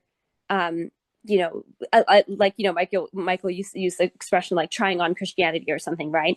What does it mean to be all in as a Christian when you've got the Amish who do that in a certain way, right? Then you've got the evangelicals who are like, are you handing out tracts? Like, we're handing out tracts because like we believe this. And like you said, Daniel, there's that empathy or humility to say, like, not to immediately judge any of that, right? The Amish or the tract people handing out tracts at a fair or whatever. The sensation of risk. Yeah, I mean, I think that's probably a good. I think that's probably a good like barometer test or like litmus test, Alex. Yeah, that's probably true. Yeah, yeah. I think that is good. That makes me think of facing fears, which Daniel and I talk a lot about. Where like, if you're not entirely sure how to guide your all inness, think about it in terms of facing a fear or facing fears, because that could be good. Now, I do think that can get into a paranoia realm, because in some like kind of like, if I'm honest, like the evangelical Pentecostal realm, there can kind of be like, there's something in you that feels like maybe I should pray for this person right now. So if you don't pray for the person right now, like, is it that you're not facing your fears?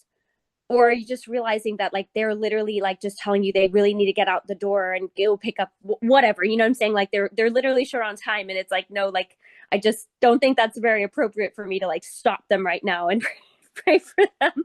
Like, I don't know. I think there's still some interesting territory to still consider there, where facing fears, but our legitimate fears that you should face paranoia, like maybe a fear is to realize you needn't be like, how do I put this?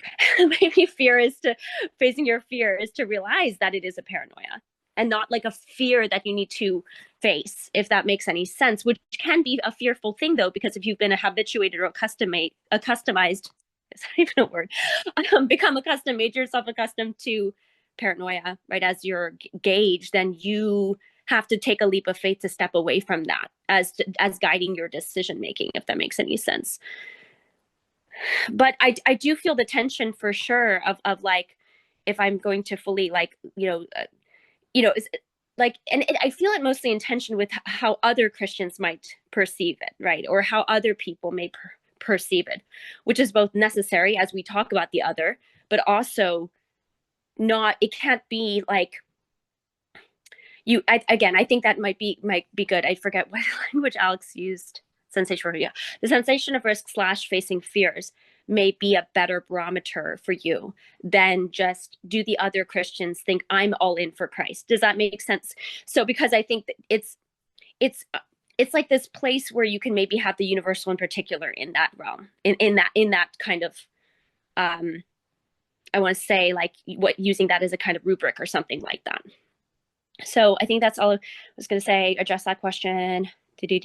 Oh, Jochen, when you were talking about the real stakes, that I'm really glad then that that Javier brought up fear as well, though, because I could sense that like sensation in me rising up as you're talking about that, being like, yeah, that's kind of the problem, Jochen. Like there are like the fact that, like, I guess what I mean to say is like apologist and going all in that way and being like, because there's so much of that's driven for Christians, at least, by hell. How could I be loving to my neighbor, my family, my friends, if I don't tell them about this way to avoid hell and go to heaven, right? Now, for that could maybe also be the evangelical Muslim, which there are. I mean, obviously, there's evangelical of every persuasion, right? Well, you know what I'm getting at. So the point of the matter is, it feels really scary, because it's like, are we literally talking about like our eternal salvation or damnation over a potential like what seems like minutia theological distinction or difference? It feels almost so weighty that you're like, forget it. Like, either I just pretend like that, like I say I believe that, but I'm gonna just kind of pretend. Like I say, I believe that there are those types of stakes, but I'm kind of in the back of my mind going to always kind of give that space for, I don't like, and I don't say I don't believe it, but you know what I'm saying? Like, you kind of give yourself that psychological space to say, I'm not sure.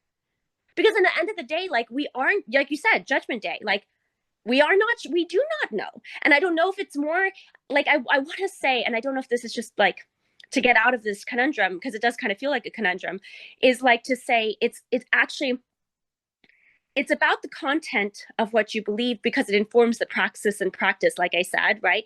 So perhaps it's like, I see the incarnational God in Christ as means for the embodiment of an act of a devoted life of faith, right? I think about this.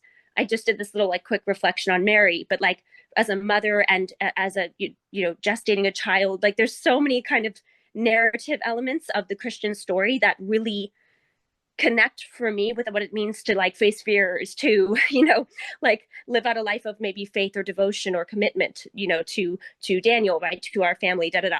So I'm not saying you could only get that in the Christian paradigm. You can maybe get that in like the Muslim story, or other faith narratives, but I'm just saying maybe there's something more salient there. But so the content matters, but what I'm trying to get at is that maybe it's not simply about the content, but the fact that you risked it all. You literally even risk your eternal like salvation or damnation on some sort of choice that you made. And I'm not saying that's enough. I don't know. Like, I have no idea, honestly. Like, God knows. But like, there's something about it where I feel like there seems to be like maybe there has to be this kind of, I don't know. And maybe it's just the desperation of the human to be sure. And that's where the fear comes in. And then you're like watching a million apologetics videos on different things, and you're afraid that you're going to make the wrong decision. And then you never make a decision, or you make a decision and always kind of give yourself the space to like get out of that decision or something. Now, that's why for me, the embodied practices of like, oh no, like you are now forever a mother, right? You're forever like there's something about those things that help me because they ground that decision in like a type of actual a morphing and a becoming that is part of like the actual quotidian life that I live, so then it's like, okay, it's not just some distant abstraction of heaven or hell. It's like, what am I doing now that could be in line with that type of devotion, right? But it's like, yeah, I hope I'm articulating myself clearly enough, but I wonder if it's, again, not simply the content, but also just the rawness of that choice. And realizing that, like, I don't know, it's almost like I don't know why, like I envision, it's like there's two kind of versions of the Heavenly Father, where there's the one who's like, really, you really believe that there was this eternal virginity of Mary, like how that was kind of stupid, or vice versa, right? Like, of course she'd be eternally virginal, right? Like that's an obvious point. Or you could get the Heavenly Father that says, like, that sounds too like here's your E for effort, but it's almost like I'm so grateful you made a choice. You know what I mean? Like, I don't know, and I'm not trying to like, I don't know if it's even helpful to speculate on it because one doesn't really know, but these are the thoughts that come to mind, and I think because of those stakes, you do feel the kind of urgency of it all, but it's also, I don't know, I think if we're going to think about nature, there is the process of becoming, there is the process of gestation and creation and life and how it grows and develops. And I do think there's a place for that still too in the realm of one's spiritual walk, without leaving it to complete and utter relativism, if that makes any sense. So thanks for listening. And sorry, does Clayton have to go? Bye, Clayton. Good to see you. And again, I hope that made some sense, but I think this is all very compelling, the conversation. So thank you all very much. No, wonderful. And Clayton, you're beautiful. And I'll give it to Jacob and Michael. No, well, first off, I definitely think this ultimately comes to the fear-wisdom conundrum we talked about, Bert. That major, when are you acting on fear and when you're acting on wisdom? And this is where, because it is not obvious in thought what that is, something like making the whole body think, as Seth will emphasize, working on relation surprise. I definitely think when you start talking the difference between fear and wisdom, almost at that point, you're talking about the most expert of wine tasters who can taste the subtle difference between a 1972 Cabaret and a 1968, and I don't really drink wine, so I have no idea if that's right. But there's really, really subtle differences where they can tell. I definitely think there's something about philosophy that is ultimately in the business of identifying very, very, very subtle differences in emotional fields, that if you cannot rightly identify, the consequences can be quite significant. And it's also very situational and very shifting. I think your points on all in were very good. I think most people think all in is like this kind of giving. I think a lot of how people define all in is actually avoiding risk, because it's what everyone around you is doing as all in. It's what the belief system says is all in. And actually what would be more risky and more facing fear is to stand up to what the other people said. And I think that's what Mr. Ebert is getting at. But then, of course, that means you have it's a moving standard, right? And who wants to be that active thinking? Like that kind of, the brain wants consistency. The very focus on the problem of fear in of itself makes sure your mind is still walking your map. Like you're still walking, you're still seeking out the consistency. You haven't stopped moving. The very problem of the difference between fear and wisdom in of itself requires that you can never stop thinking if you take that seriously. Like you can never stop thinking, but it's also not overthinking, crazy everywhere thinking. It is bound consistently on this example to a very particular problem that is very, very heavy stakes on the difference between wisdom and fear. That right there makes you ever working, ever training, ever needing to be devoted. I think there's a lot to that. I mean, on the topic of hell, I mean, basically also too, there are things like like what I was saying earlier, like a lot of apologetics has replaced exegesis or reading. One of the best things you can do, like a problem with a lot of like religious apologetics is they take a philosophical notion and give it a free play life of its own, independent of the text or the history of the text. One of the best things you can do for philosophical, dare I say, paranoia is read history. Like read the argument, read the history, read like how many times did Jesus talk about hell? What was the idea of hell? Where does it come in? What is it doing? What are the debates on universal salvation? What are not? Oh, interesting. When salvation became an individual belief system versus a way of life versus something that's actually for justice. You know, there are all these things. Like one of the things that also really helps like paranoia is reading history. Notice I didn't say reading necessarily philosophy, but the history of the conversation and the debate. And then all the different takes, which in of itself goes, oh, like even the smartest people in history were kind of going back and forth. And then when you say something at the end of the day, like only God knows, then you don't feel like that's just a cheap thing you say at the end of the conversation. It's like, no, after looking through the entire long history of this conversation, yeah, the same actually happens in economics and actually basically every field. When you go through economics and you go, oh my gosh, all these like world-class experts on economic modeling, they really don't have a really good idea of how to avoid stagflation or economic depression. I guess ultimately all we're doing is experimenting and testing. Yeah, there's a lot of that. It's just like Tyler Cohn says at the end of the day, we know the curvature of like aggregate demand. That's it? Yeah, that's about it. Oh, okay. Like once you start reading all of these different fields, like reading, well, I mean, it happens with global warming, right? Like if we're not, like we're all going to die, how dare you have kids? How dare you not be buying these things? Like that's where in the map is indestructible. It's so important. Death is the event horizon of reason. Like once you bring in death, if you say we're all going to die if we don't do X, then we have to do X. There's no thinking. There's no conversation. X has to be done. That's why, as a mental model, one must be extremely careful on the introduction of something that has what we, the apocalyptic reasoning. If we don't do this, the corporations will kill us all. If we don't do this, AI will destroy the world. If we don't do this, global warming will be the end. If we don't do this, overpopulation. If we don't do this, everyone goes to hell. If we don't do this, communities fail. Then the problem with that is it's the event horizon of reason, of thinking. An event horizon being the border of a black hole. It pulls everything in, and then there's no escape. And that's the end of it, right? And unfortunately, because of the game theory of conversation, where there's always incentive to take the dominant strategy, because then everyone in the conversation has to cater to you, there is always conversational incentive, unfortunately, to take an apocalyptic position. Because then you don't have to think, and then your own consistency is no longer threatened. If I can say that global warming will kill us all, then you have to listen to me, and there's no threat of me having to review my views of global warming. If I say if people don't think like me, they're going to hell, I don't have to rethink my Christianity, right? And so one also, without getting into the depths and of that topic, most of the time in my experience, the introduction of an apocalyptic variable, quote unquote, into the conversation is ideologically beneficial to the person doing it because they take a dominant position in the conversation, and the possibility of them having to reflect on themselves and find problems or change dramatically decreases, right? Like, that is a big factor. Michelle, please. Well, just really quick, but like, couldn't that be seen as like even greater devotion? Of course. That's the problem. The brain is the frenemy. That's why you require an open, consistent system in regular encounters and faithful presence, because one day you may be doing that, or one day you may not be doing that. And in your very consistency, you cannot tell the difference unless you have regular practices of encounter the other that forces you to confront your own emotional state so you can better discern the difference between fear and wisdom.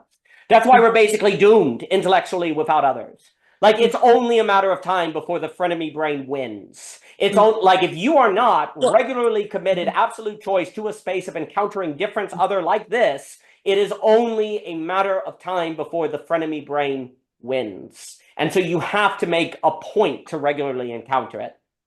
Yeah, well, I think that's why devotion also seems to be more because it seems now then that there could be good devotion and bad devotion, right? Obviously, right? But maybe that's why devotion can't just be on the ideological or the abstract place. It has to be like literally, what do you devote all your time to? Like that seems to be, or who do you devote your time to? Not just what do you say at them, but what do you do for them? But this is where I think, this is where I think many religions were correct to say basically belief is community.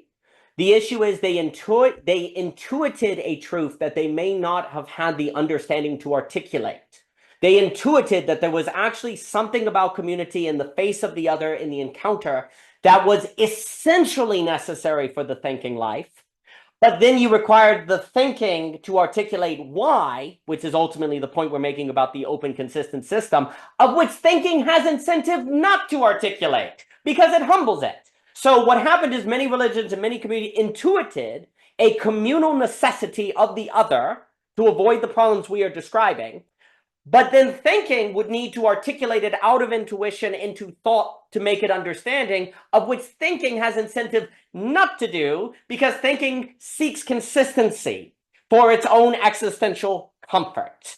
And so that's where the frenemy brain, in a sense, has had a kind of conspiracy against its own intuitions that some religions have articulated, but in only being able to articulate the intuition without bringing it into thought, it has been fragile and has been easy to question and to not really get. Because ultimately what I think you see, like the Catholic Church as an example being brought up by Javier, I think religions have intuited the need of something like an open, consistent system, but then philosophers or academics or whatever have not had the incentive to articulate and map out why that is so.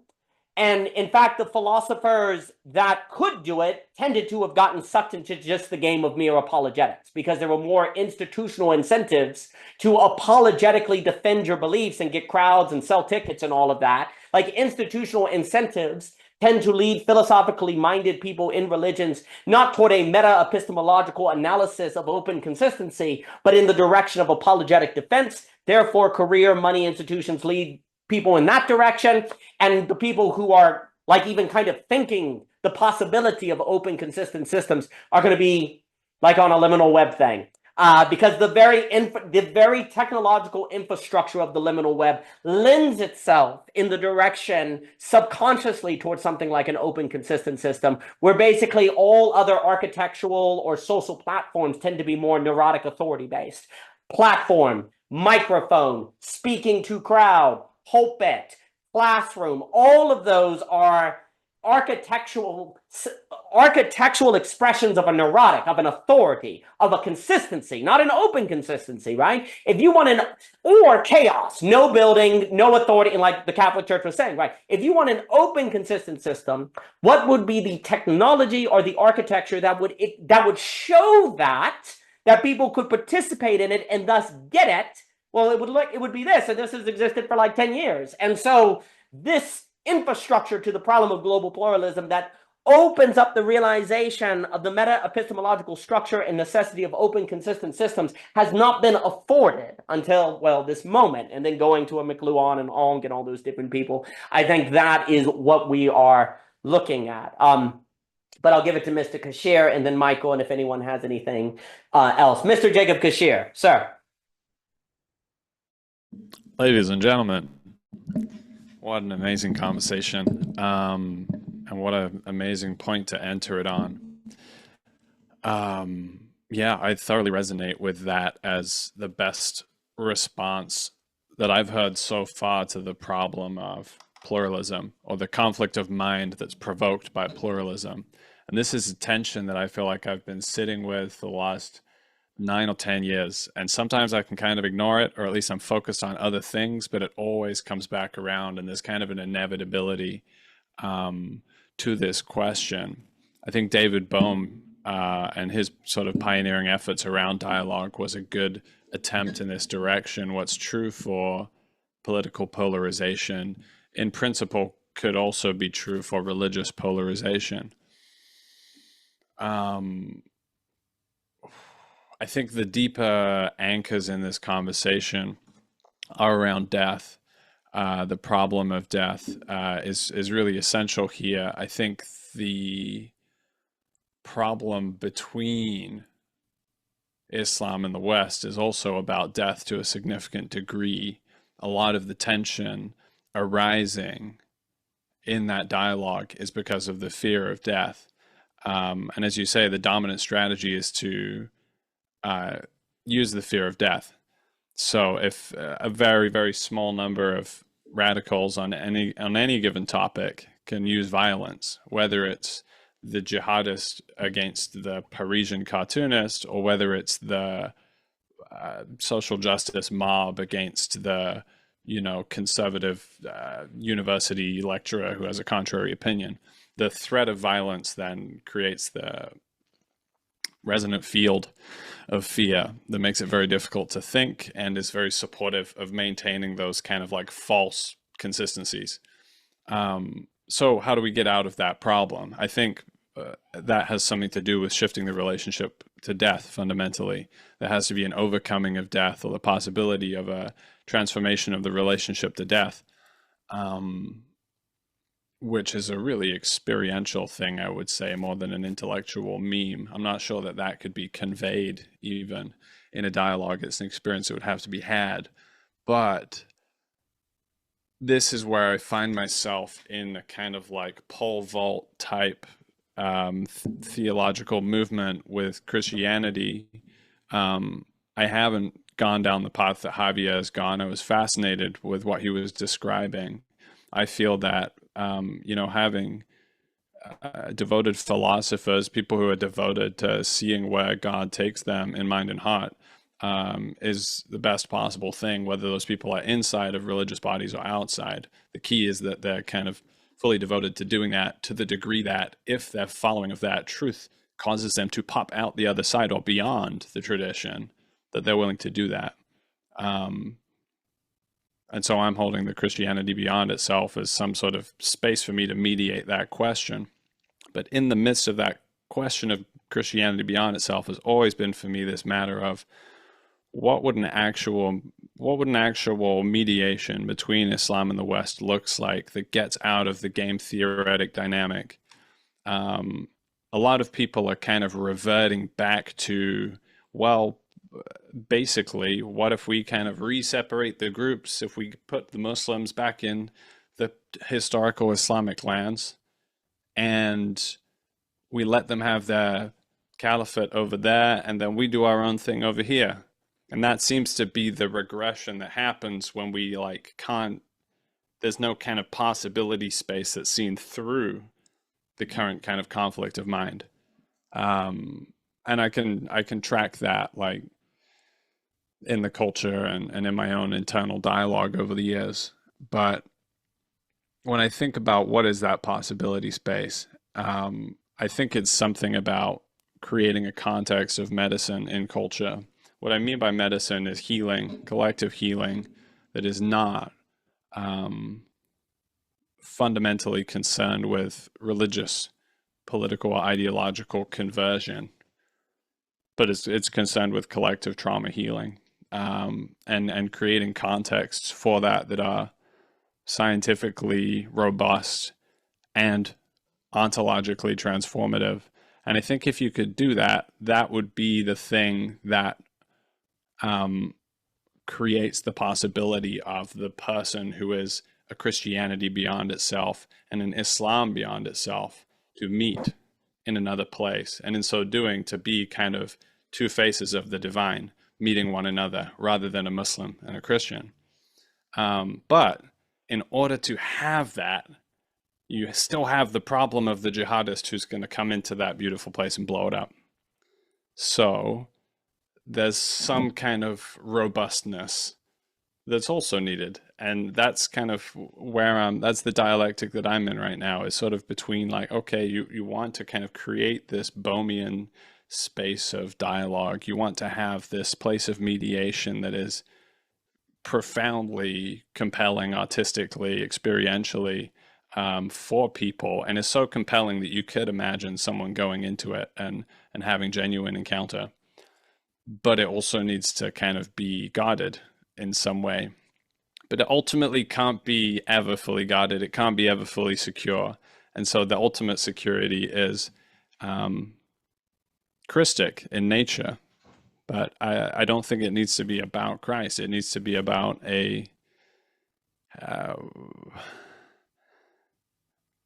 some sort of confrontation with death that affords a relationship of death that is characterized more by peace than by a fear of hell, or a certainty of paradise, both of which they kind of rest together somehow, that gripping on with the certainty and that fear of the hell.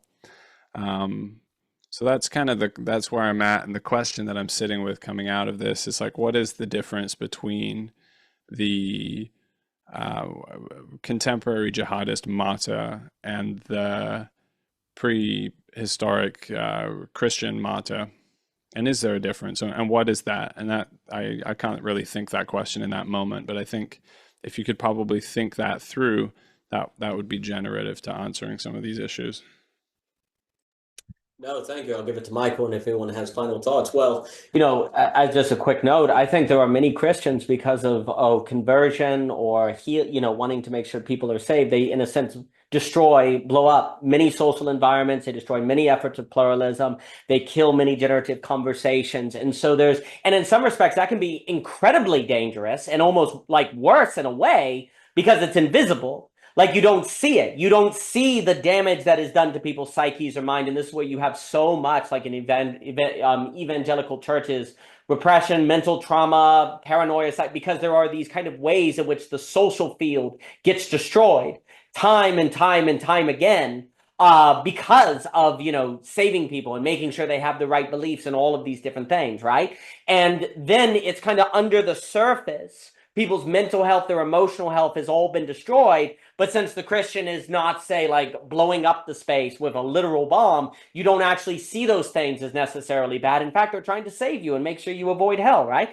And so there's a way in which the Christian, for all the right reasons, they destroy the social field. Now, but again, in it being an invisible destruction of the social field, the wounds can actually, in a way, be deeper because they get passed down via the culture of thinking this is what Christ would have you do. This is the Christian thing. So it becomes a generational trauma that kind of spreads and spreads and spreads in different things. And so not learning conversational dynamics, encounterology, open consistency, not using apologetics to diffuse habits that destroy the social field is extremely consequential and dangerous. And so I think unfortunately many American Christians are in their very culture working against the possibility of working in open, consistent systems that can lead to generational healing,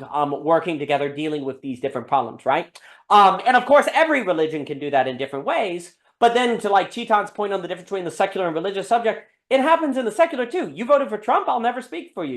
You like Biden, I'll never speak to you. Like, we as human beings are incredible experts of finding good reason to destroy the social field. We are masters of figuring out excellent reasons to make healing impossible, to save the world. Why do you want to save a world that's not healed? Well,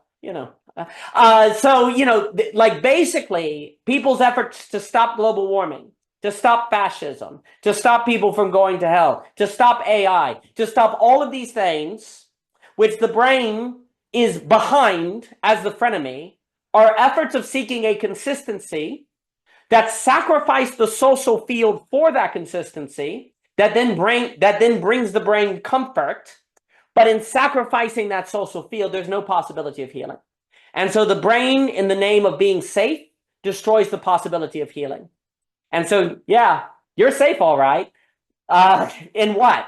You know, I do like what C.S. Lewis said about hell. He said it was locked from the inside. I definitely think that's true. I definitely think the brain, is naturally in the business of locking itself inside itself to keep itself safe, and thus loses the possibility of the healing, of which it wouldn't, if it had, it wouldn't need to be safe because it would be strong and could face challenges. Why do you need to be safe? Like, is that like, if you actually have the healing and you're up to health, then you can go out in the world on the battle. You can climb the mountains because you're healthy. You can take on the challenges. There is something about the desire to be safe, to avoid the other and destroy the social field, that is tied to wounds because you're weak. What happens when you're wounded? You're weak. You don't have the energy. You don't have the stamina. You don't have the thought to encounter the surprises and pluralism and encounterology, right? So when you don't have healing, then people don't have the strength to be fully human, which is only possible with the other, right?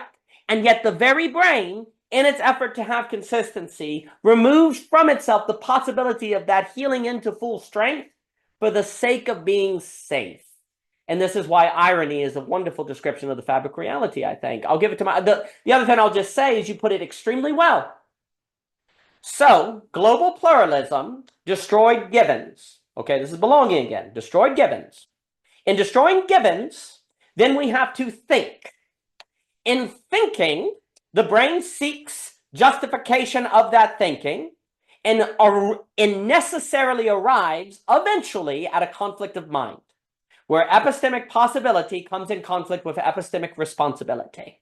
Where you have givens, you are defended from the conflict of mind, because thinking doesn't have to think. It can absorb the givens of the society, okay? So global pluralism destroys givens.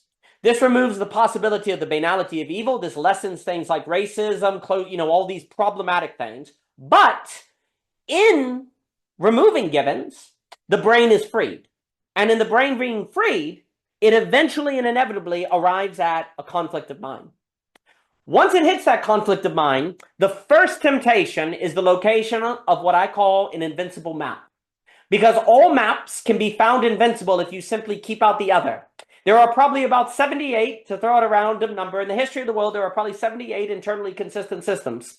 It is a matter of probability that the majority of minds on planet Earth will eventually find an internally consistent system. Rather it be in a conspiracy or religion, it doesn't matter. It will find it. Once it finds a map, it can create a simulation and replica of givens after givens are gone, because internal consistency functions like givens where you don't have givens, okay? So you could say that maps are a kind of counterfeit, a kind of replacement of givens, internal consistency, right?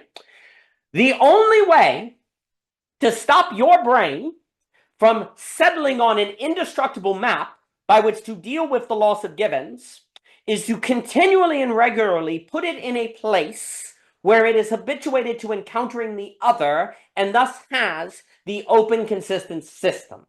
This is found in the faithful presence to a place like this.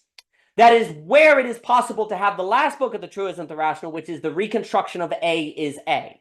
And the reconstruction of A is as AB, I other, where we are actually part of the same social field for the realization of the fullness of the human being.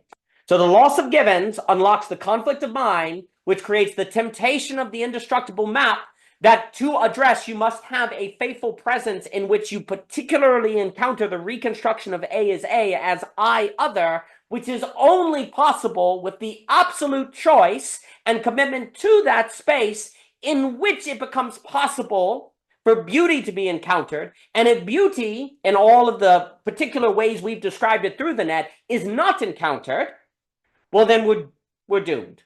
The fate of beauty is ultimately the fate of us. Beauty is what is afforded to us in the absolute choice to the faithful presence in which A is reconstructed, which is an avoidance of the temptation of indestructible maps to create a simulation of a return to givens that is actually a counterfeit, that is the habituation to an open, consistent system of which now is socially, infrastructurally, politically, practically, and economically possible to spread because of the social coordination system that can then dialectically operate with the pricing mechanism of height. That is the liminal web. And so when you put those things together, then you start looking at the possibility of an addressive global pluralism that is not regressive. But that is only possible with a commitment to the faithful presence of the work. But let me give it to Michael. Michael. I want to bring back in Javier's explication of the wounded unity that he encountered with Catholicism, because Daniel, you were talking about these efforts a lot of times when people try and kind of chase after ontologies to bring some sense making into their world. And they, whether it be environmentalism, Marxism, or religion, attempt to kind of join or create like this crusade movement that is kind of motivated by, a warped sense of justice that is actually founded upon an attempt to remove the apparent woundedness in the world. So if it's like, communism or Marxism, like trying to spread that across the world to alleviate poverty, wealth, inequality, but it's founded by like this, kind of assertion of like an evil, and it kind of gives rise to like, authoritarianism usually.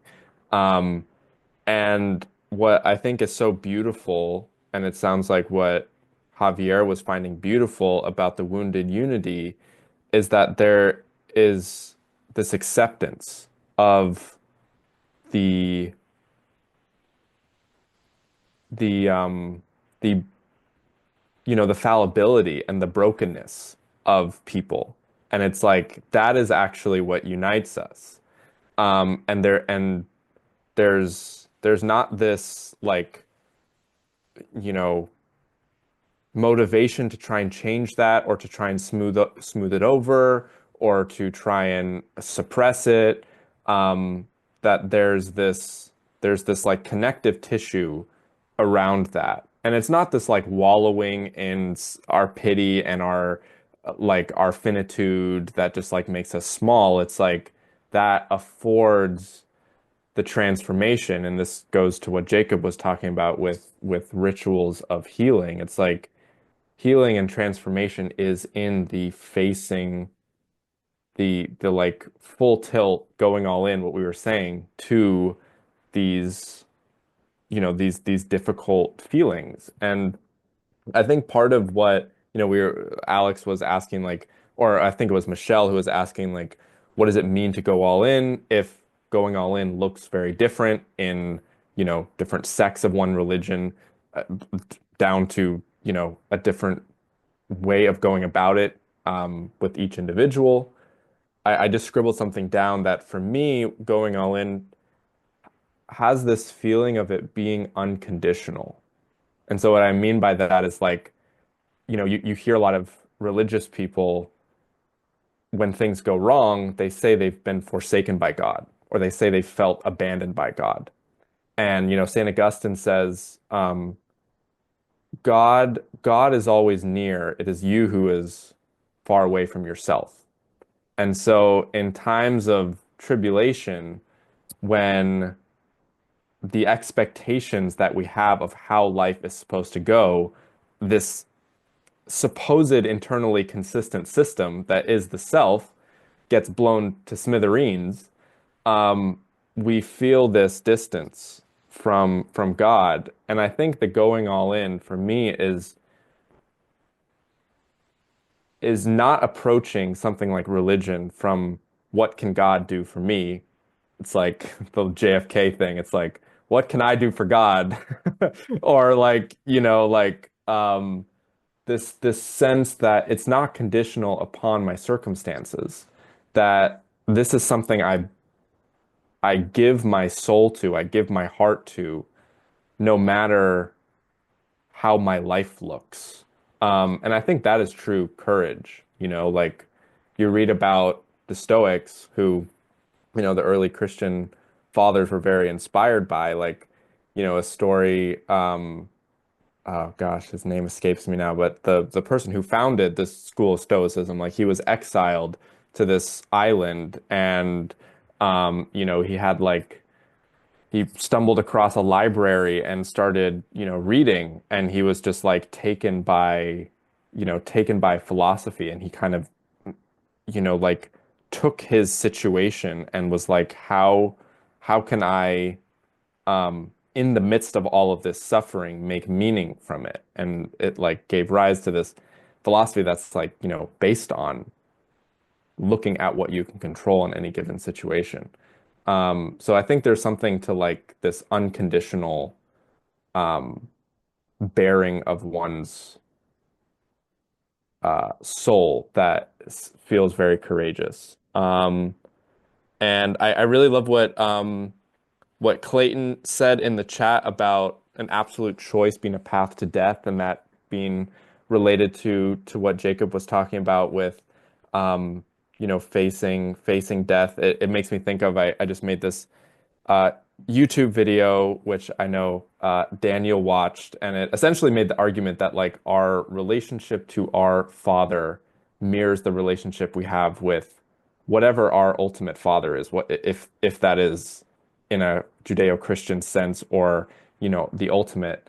And I think also our relationship with our mother also mirrors that, of like, if we had like an archetypal, kind of devouring mother or father figure, likely we will seek out a God that we need to feel some sense of security and protectiveness and dependence on, because the way love was modeled to us was, if I protect you from all harm, and if I kind of neurotically over nurture you, then you will be insulated from all of the pain, the ills, the suffering of the world.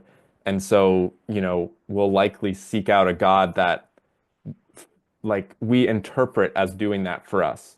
And then when shit hits the fan, it's like, well, it's kind of akin to, when I had to move out of the house at 18 and I went to college and I got my heart broken for the first time, and I can't just like call up mom or dad, and it's like my whole structure of like how I understand, emotional regulation is just like totally wrong. Um, so like I think there has, like, in kind of healing, like I think there has to be a healing of these like early attachment wounds, like that has to be like at the real core of it, that affords this relationship with the ultimate, that like there's some sense of resiliency that's being birthed that allows us to be open to the surprise of the world and our own vulnerability and our own mortality, and isn't conditional on this kind of like, um, yeah, this kind of protectiveness. And I think that's also connected to like the kind of over infatuation and the puppy love thing. Because it's like that is kind of what, you know, overprotective parents do, is they shower their kids with praise and with like, the cupcakes and the sweets and the rainbows and the things, and they like shield them from all the rest of it. So I really love this conversation, and I really love how like it's grounded in like the psychological, like it feels very rooted in that, which I really appreciate. And I think, you know, the blend of the philosophical and everything really came together. But yeah, I'll turn it back. No, beautiful. I'll give it to Javier, and then again, if anyone has final things. your piece on the father, that was very powerful. And that idea that there's actually a risk of an idolatry found in sacrificing the universal for the particular, sacrificing God as unveiled in the Bible to your idea of God of the father based on your personal experience. That's quite powerful. It would suggest that idolatry is that Feuerbachian projection, right? So that was quite lovely. I also agree that wounded unity is a powerful idea. I'll just say here before giving it to Javier is that there is an interesting relationship between like what you're saying, the other, because I'm thinking, my parents will fix it. There's a way in which getting someone to fix it and healing are not the same. Like, I think most of the time we confuse healing with getting someone to fix it, right? Now, someone may help, but there's a way in which we don't actually believe in healing, like you heal yourself, natural immunity, natural healing, natural your body. Like, we don't trust ourselves, because there's something interesting where you can't have natural healing if you don't trust yourself. If you don't trust that your body wants to get better, like you're getting a fever because your body's fighting the illness, not because it's broken. We don't trust our body. So basically the only option of healing is to go to a professional, right? And so actually there's a real sense in which we can't think healing anymore because we only can think pills, I guess you could say, or the father to, the parent to fix everything, right? Healing is some sort of self-driven activity that also entails an interesting giving yourself over to the mystery of yourself. Like, you don't know how your body works. I don't know how my body works. And yet there's a way in which you learn to trust it. You trust that it can heal itself. You trust that it's sending you signals. So there's something there that's humbling to thought. Like, I think there is something where you can learn, we're talking about the dangers of thinking, seeking its own consistency. Like, trusting your body actually has an interesting way of being a corrective to thinking. Because unless you're a world expert, you don't know how your heart works. You don't know how every artery works. You don't know it, but you come to learn. A lot of people who I honestly think are healthier actually have a certain level of trust in their body, which right there suggests that they come to believe they don't need to know everything to benefit from it. I don't know how my body works. I don't know all the details, but I've learned to trust it, and actually that's good for me. And even if I don't fully understand it, I give myself over to the process. There's something about healing that seems impossible without a giving yourself over to the process. You might be fixed, you might be medicated by someone external, and they may help. But ultimately, if there isn't a giving yourself over to the process that requires some sort of trust in a mysterious unfolding occurring within you, it doesn't seem like healing is possible. And I think that's true. Like, very often in relationships, when people enter into conversations, they don't know what's going to go. There's a trusting in the process of this conversation. I just know I need to confess this or say this, or the radical transparency of a Ray Dalio. Like, I just trust in it. And I believe that the healing is that process, right? And so there's something about process, mystery, binding thought, having thought trust the process that seems to be prerequisites to healing. Otherwise, you're problem solving. Oh, I'm ill, I'll get the doctor to give me a pill. Oh, I'm sad, I'll get my parents to fix it, right? I think I guess I want to say fixing and healing. I think we confuse healing with fixing in a way. Or being fixed, which is funny because when you're fixed, you're sexually neutered or whatever. So I wonder if what ends up happening is we actually fix our libido. Like, we kill our energy because we never learn to heal, right? Like, we are so reliant on external sources that we get fixed. And in being fixed, we can no longer be creative. We can no longer reproduce. We have no motivation. We lose our libido, actually. I think there's something about being fixed that kills libido. And that healing is trusting in libido. It's like learning, it's integrating with libido. That requires a lack because you don't fully understand how your body works. You don't fully understand the process, but lack is not nothing, and you believe there is something emergent and potent and healing in this. And so, in my experience, people who themos, that's exactly right, themos, there's something about healing and libido that go together, actually. I don't think we think those together. I think we think libido and healing have nothing to do with one another, but I think actually healing and libido are strongly connected. And that actually if you don't learn to heal, your libido gets fixed. It gets neutered and you lose it. You lose energy. And I think that's what has happened because we don't know what healing is anymore. But let me give it to Javier Rivera. Mr. Rivera.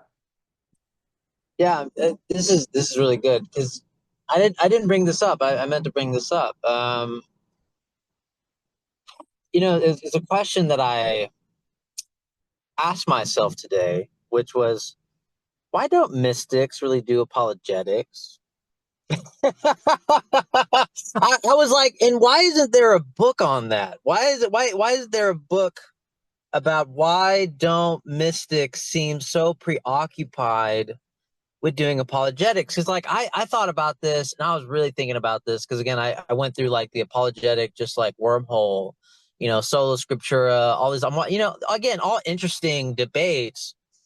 But I'm just sitting there and I'm like thinking like, Thomas Merton didn't really like care that much. He wasn't like, all right, Protestants kind of got it wrong with sola scriptura, and the same thing with like Edith Stein too, right? Like she's a saint, she's a philosopher, and yet what convinced her of Catholicism was reading the autobiography of Saint Teresa of Avila. Like, what is that exactly? And then, why is it that I feel like, and this is my hunch here, so I'll be interested in what you say, Daniel, or what else, what else anybody else has to add to this, which is, it seems like mystics had the approach to deal with an open, consistent system.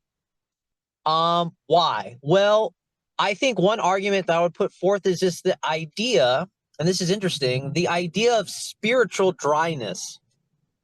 What's spiritual dryness? Oh, that's right. When you feel like you have nothing, when you feel like you're doing things and it's like there's no sentimentality attached to it anymore. You're praying and you're like, I don't feel nothing. I don't feel a thing for God. I don't even know why I'm doing the sacraments. I don't even know why I'm going to church because I don't feel a thing. It's just a raw numbness almost, right? It's a dryness. And so, and what's the solution to that, right? Well, according to, several biographies I've been reading, right? Like the diaries of Saint Faustina, Padre Pio, obedience. Wow. That is so strange that the answer is just keep showing up. Just keep showing up. And that's insane to me because that's when most people would crack. They're like, oh my God, God has abandoned me. God doesn't exist. God is a nihilist a-hole, like it's insane. That the response is this almost like, I almost wish I had like a stern, like mother nun in my like closet or something. I know that sounds crazy, but just to be like, stop your nonsense. Like just do your prayer, like just show up, stop with your sentimentality. And I think that kind of goes with what you're talking about, Daniel, this idea that the libido is so fixed to fixing, right? It's fixed to the fixation of, and I think that's greatly tied to what a lot of spiritual traditions have called detachment, right? The dark night of the soul. Like that's what I don't hear apologists talk about a lot. It's so like Catholicism is such a bewildering thing to me because there's Catholic apologetics and then there's like extremely woo-woo Catholic mysticism, right? Like it's really interesting. It really like boggles my mind that Catholicism has this interior richness, and then it also has this very like dogmatic internal consistency map. And that's really fascinating. Well, those are wonderful questions. First off, I think, Peter Kreeft always says that the best argument for the church is the saints and the mystics. I think that's very interesting. And obviously, we famously have Thomas Aquinas coming to the top and looking beyond. Mysticism is absolutely an open, consistent system. That is extremely important. And basically, on the idea that we need to spread the conditions of childhood as belonging again to, one will say, the address of global pluralism is basically mysticism, but it is an open, consistent system. It is a habituation of that. The problem is too many people, in my view, have looked at mysticism not as an epistemological structure, like a structure and method of thinking. They've looked at it as an aesthetic experience or something fluffy or evanescent that comes and goes, just like they've done with art. They've seen aesthetics is over here, epistemology and ontology are over here. If you pay attention to mysticism, there's actually an onto-epistemology that is in it that addresses the problem of global pluralism. And then tracing out the caveats of it and what exactly it is doing is part of the task of, in my opinion, political science, sociology, economics, and so on today. That then requires a technology and infrastructure to spread, which the liminal web as a social coordination mechanism makes possible. But you also said a very, very key point. In this sense, apologetics is fixing in the bad way, okay? Like, that's the problem. That's why mystics don't do it. It's kind of like the bad fixing, because let me find the rational argument for believing this, the external, the doctor who gives me a pill, right? Then what the mystic is actually doing, no, let me find the healing, right? Like, they're actually looking for the natural healing that is found in the devotion, right? So you made this point of how do you address dryness as devotion? Well, the key to that is then what's in there? Courage. Because this is dry. I'm afraid if I keep doing it, I'll waste my time and it will never get better, right? I'm afraid this will never go anywhere. So the reason why the address of dryness is devotion is precisely the thing you fear in dryness is the dryness, which is that this devotion won't go anywhere, right? And so the reason why the medicine to dryness is continual devotion is because that's facing fear, right? Why do people give up on, well, basically, philosophy or spaces like this? It's never going to go anywhere. No one's going to read my book. These ideas are just kind of meaningless. Why do philosophy? The average person doesn't talk about it. It's dumb. What if the conversation doesn't go anywhere, right? The reason why the absolute choice is necessary for the habituation to the open, consistent system is every absolute choice will necessarily run to places where it feels like it's not going anywhere, or it may not go anywhere, that it is thus dry. But the only way to address that is to lean into the absolute choice, because that is what then, in a feedback loop with the absolute, changes the quality to having the possibility of this beautiful mystical experience that is then the confirmation of the open, consistent system that then, of course, you could be afraid will never happen again, because mysticism is always a glimmer, and the next day it may, what if it never happens again? What if it never happens again? Well, that again requires facing the fear and the absolute choice, right? The commitment always has, when it is toward a process that is intimately connected with the other and not clear guides, the absolute choice always has a necessary courage cultivation in it. And the way that you deal with dryness is courage. And I think most people's lives have, basically, I think much of the nihilism in the meaning crisis is a courage crisis. Most people didn't face that fear. Most people never said that thing they should have said. Most people never did that thing they should have done. Most people never gave themselves over to that thing they thought they should give themselves over to. They call it a meaning crisis as if they didn't know what meaningful. No, they knew what it was. They were just afraid. They just didn't choose it. They gave up on it. Most of what is nihilism is not a result of, I wandered into a dark alley, I don't know how I got here. That may be what we want to believe, because thinking wants to believe that in finding its consistency that it did the right choices. But actually, the reason we ended up here is often because we didn't face our fears. We didn't cultivate courage. And then we want to believe it's a mystery for how we got here. We want to believe that there's no idea how it occurred, right? Because otherwise we'd have to what? Face ourselves and admit that we didn't have the courage. And that means we now know, we've made it conscious, so now we're culpable. And now we're responsible. And now you need to go back. You must change your life. Well, that's very difficult, right? And then, of course, if you have trauma and wounds and different things like that, what if I get wounded again? I don't even have the energy to begin. Last time I tried to do that thing, I was rejected by my family. I don't even know how to talk with them. And so then healing. But then you need healing to do the courage. But then, of course, the courage creates the healing. This is the catch-22. It is the very process of then doing that which you're afraid to do that creates the healing, that you feel like you need the healing in order to get the courage, right? You get this catch-22. What do? You can't figure it out. Well, guess what? In life, when you can't figure out two competing things that seem to like cancel one another out, the thing to focus on, and Ken was talking about this, and it's true, the thing to focus on is the relationship. Whenever you're in life and you have two competing goods and they don't seem to go together, focus on the relationships.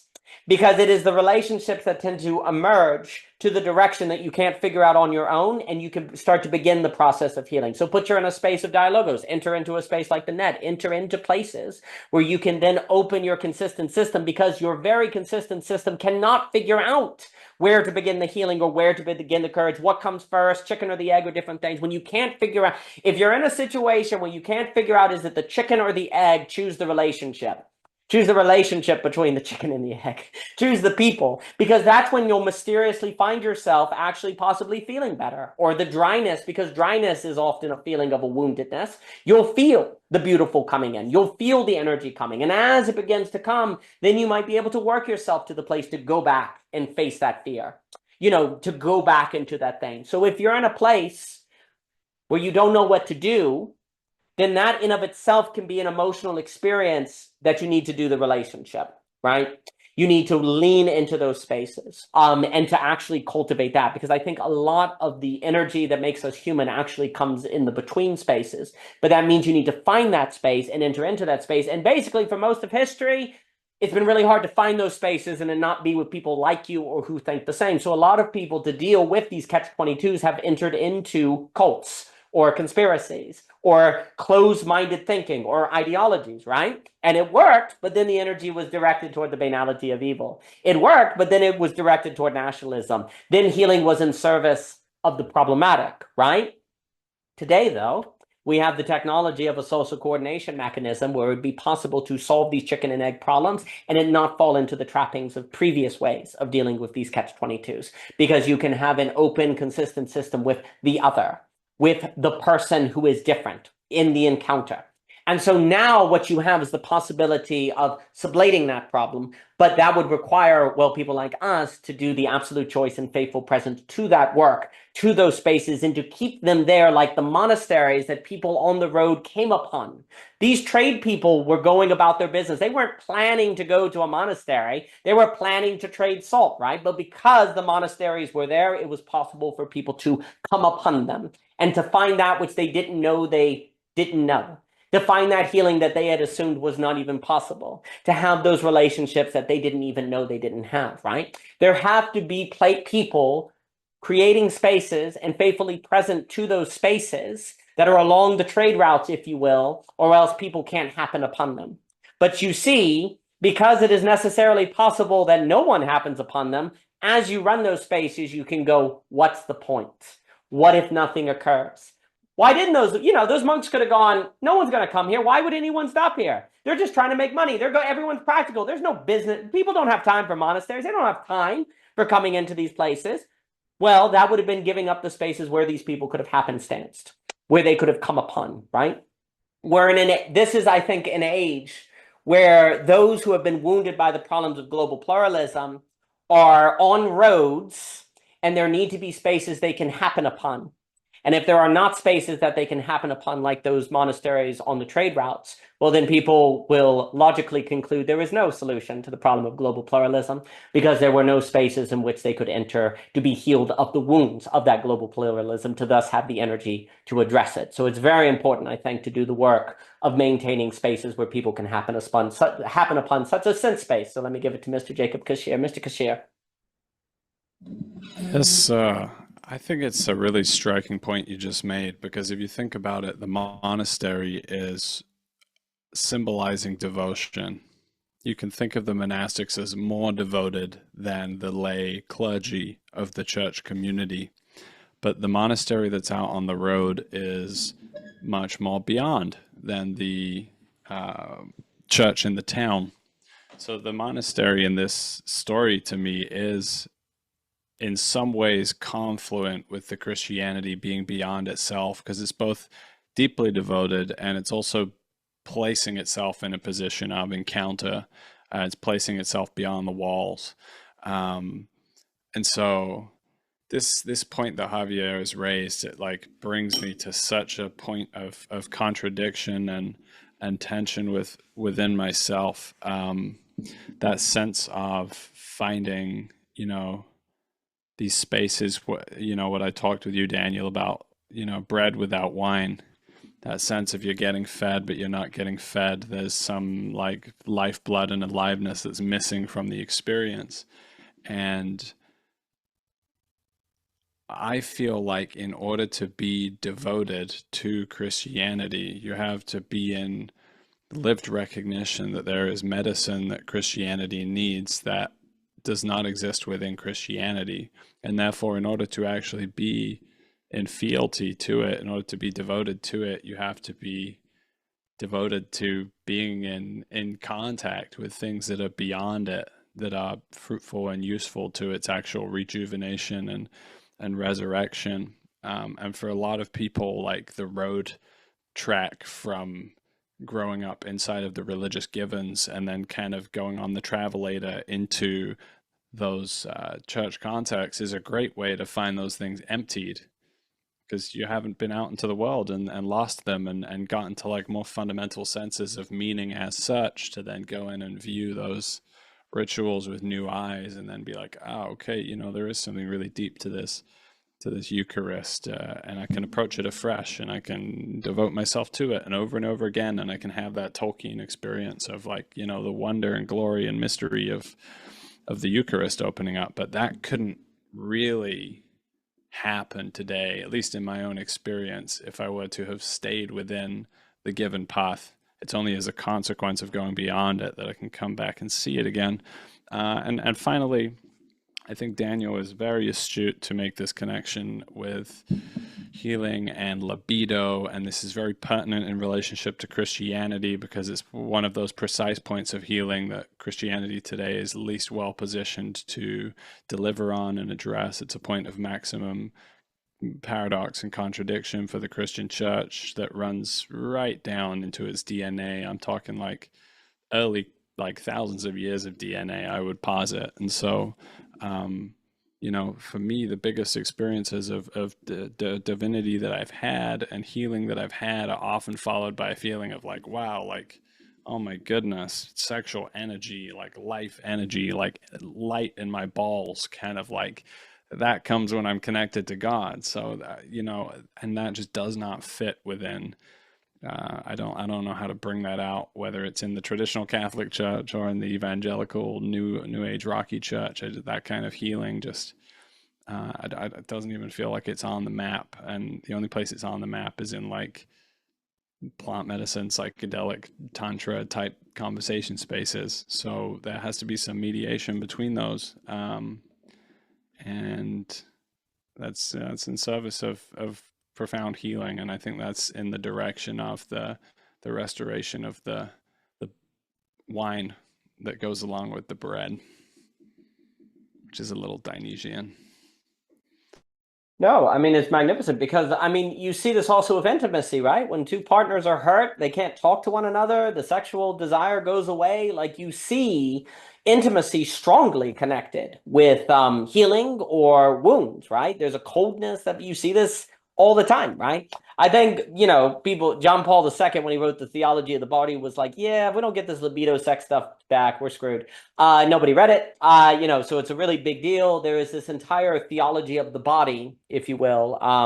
And people like Peter Kreeft are better at it, talking about like sex in heaven and sex as basically inseparable from the spiritual. But we're, like you said, but this is where ideas matter, because they calcify. You get a layer of a bad idea, then a layer of a bad idea on a bad idea, and a bad idea on a bad idea on a bad idea. And the amount of healing work, layers, it's like, when you're healing someone who's trauma, there are what? Layers, right? The same thing happens with ideas, actually. Like, there are bad ideas that layer upon bad ideas, and then they interconnect and they create new intellectual problems that are emergent and unpredictable based on all the layers, and you have to work through all that, and it's really, really freaking hard. And so, devoting yourself to philosophical thinking and theology is probably not a waste of idea because the layers are so deep that it seems impossible to get through it.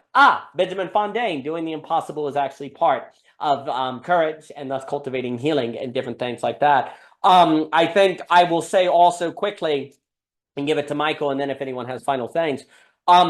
The church does not genuinely believe it needs the man on the side of the road. Like, you can't be a good Samaritan without the man on the side of the road, right? Like, if you really believe that, then you actually have to be outside the walls and on the road, right? Like, I think the monastery takes very seriously, wait a minute, who were the people who killed Jesus? The religious leaders of the day? Oh my gosh, they actually needed the guy they thought was an atheist. They needed the guy they thought that was a heretic. They weren't open to that person, and that's why they fell into all that trouble. And actually, relative to their own consistency, they were right. He was a heretic. Like, literally, this is the key. The Pharisees were, in a very real way, not evil, and they were just very logical. This man said, I am. He forgives sins. Therefore, he is a heretic. Relative to the consistency of their maps, which thought had to follow, Jesus was indeed a heretic and should have been crucified, right? There's a very, very real sense in which, according to their consistent map, they did what made sense. Well, basically, history is a long story of making that same innocent, reasonable mistake because we haven't had open, consistent systems. We've had consistent systems. And so basically, Jesus is a revelation of the necessity of the open, consistent system. If you do not have that, you will fall into lots of trouble, right?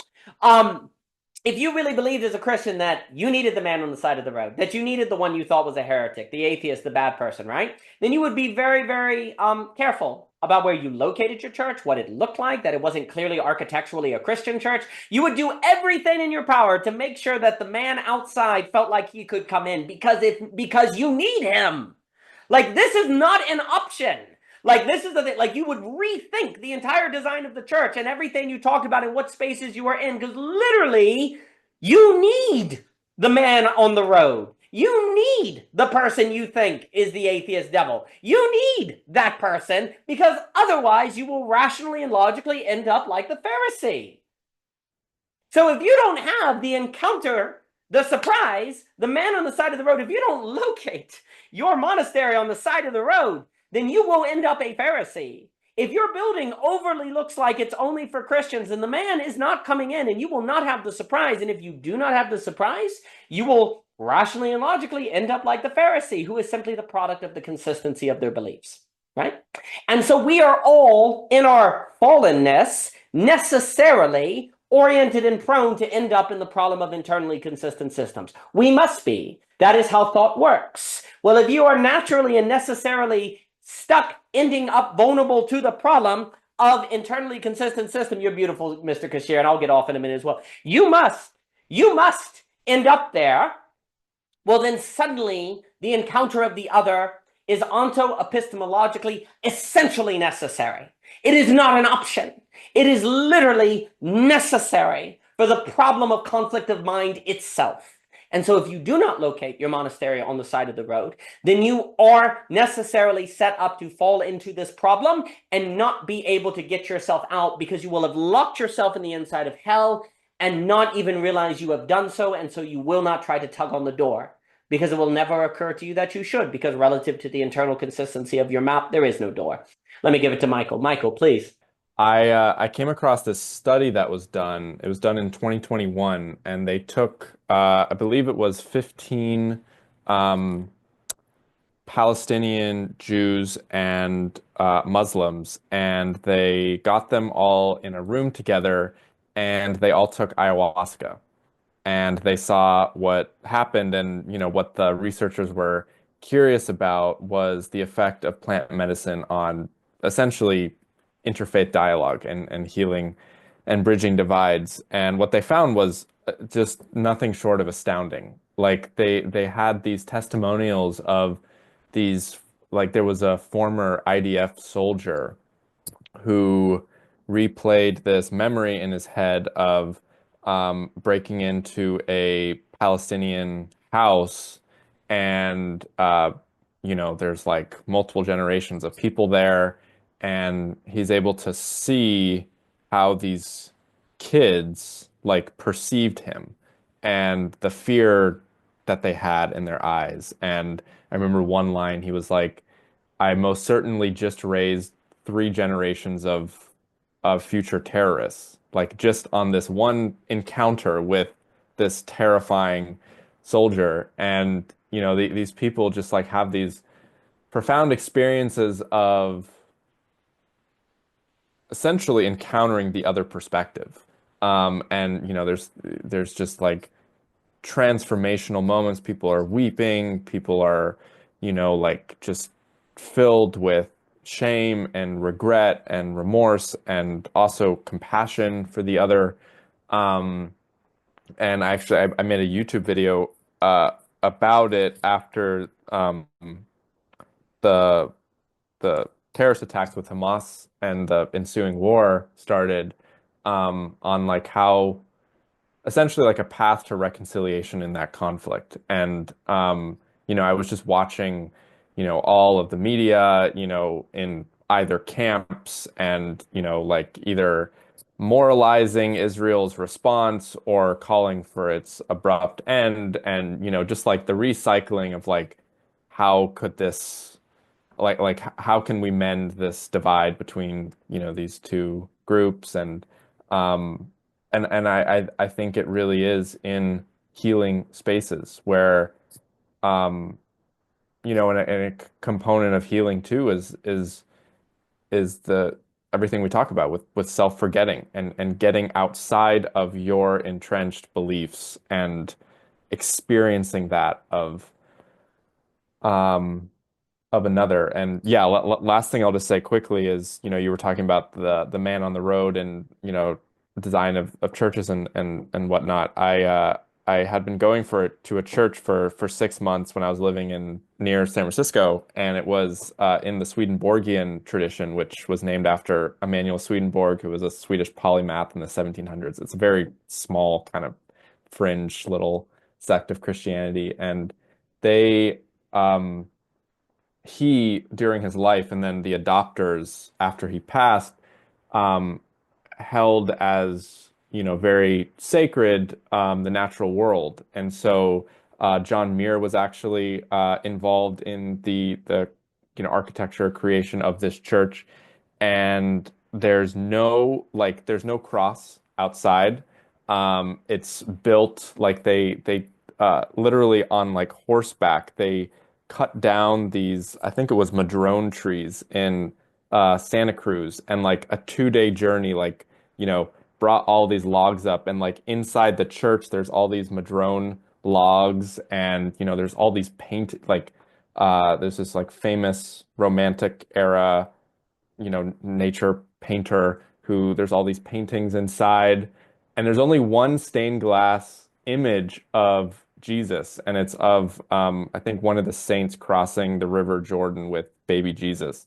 But like everything else is like there's like the doves, which is like a Christian symbol, but like not explicitly a figure, and all these like naturalistic like things. And like for me, like that was the first church that I really started going to, and so from an outsider it felt welcoming. It felt approachable.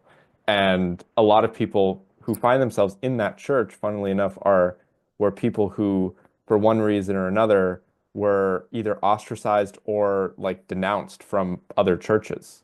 And there was this real sense of this like wounded unity that was really powerful. But yeah, this has been a really lovely conversation, but I yield.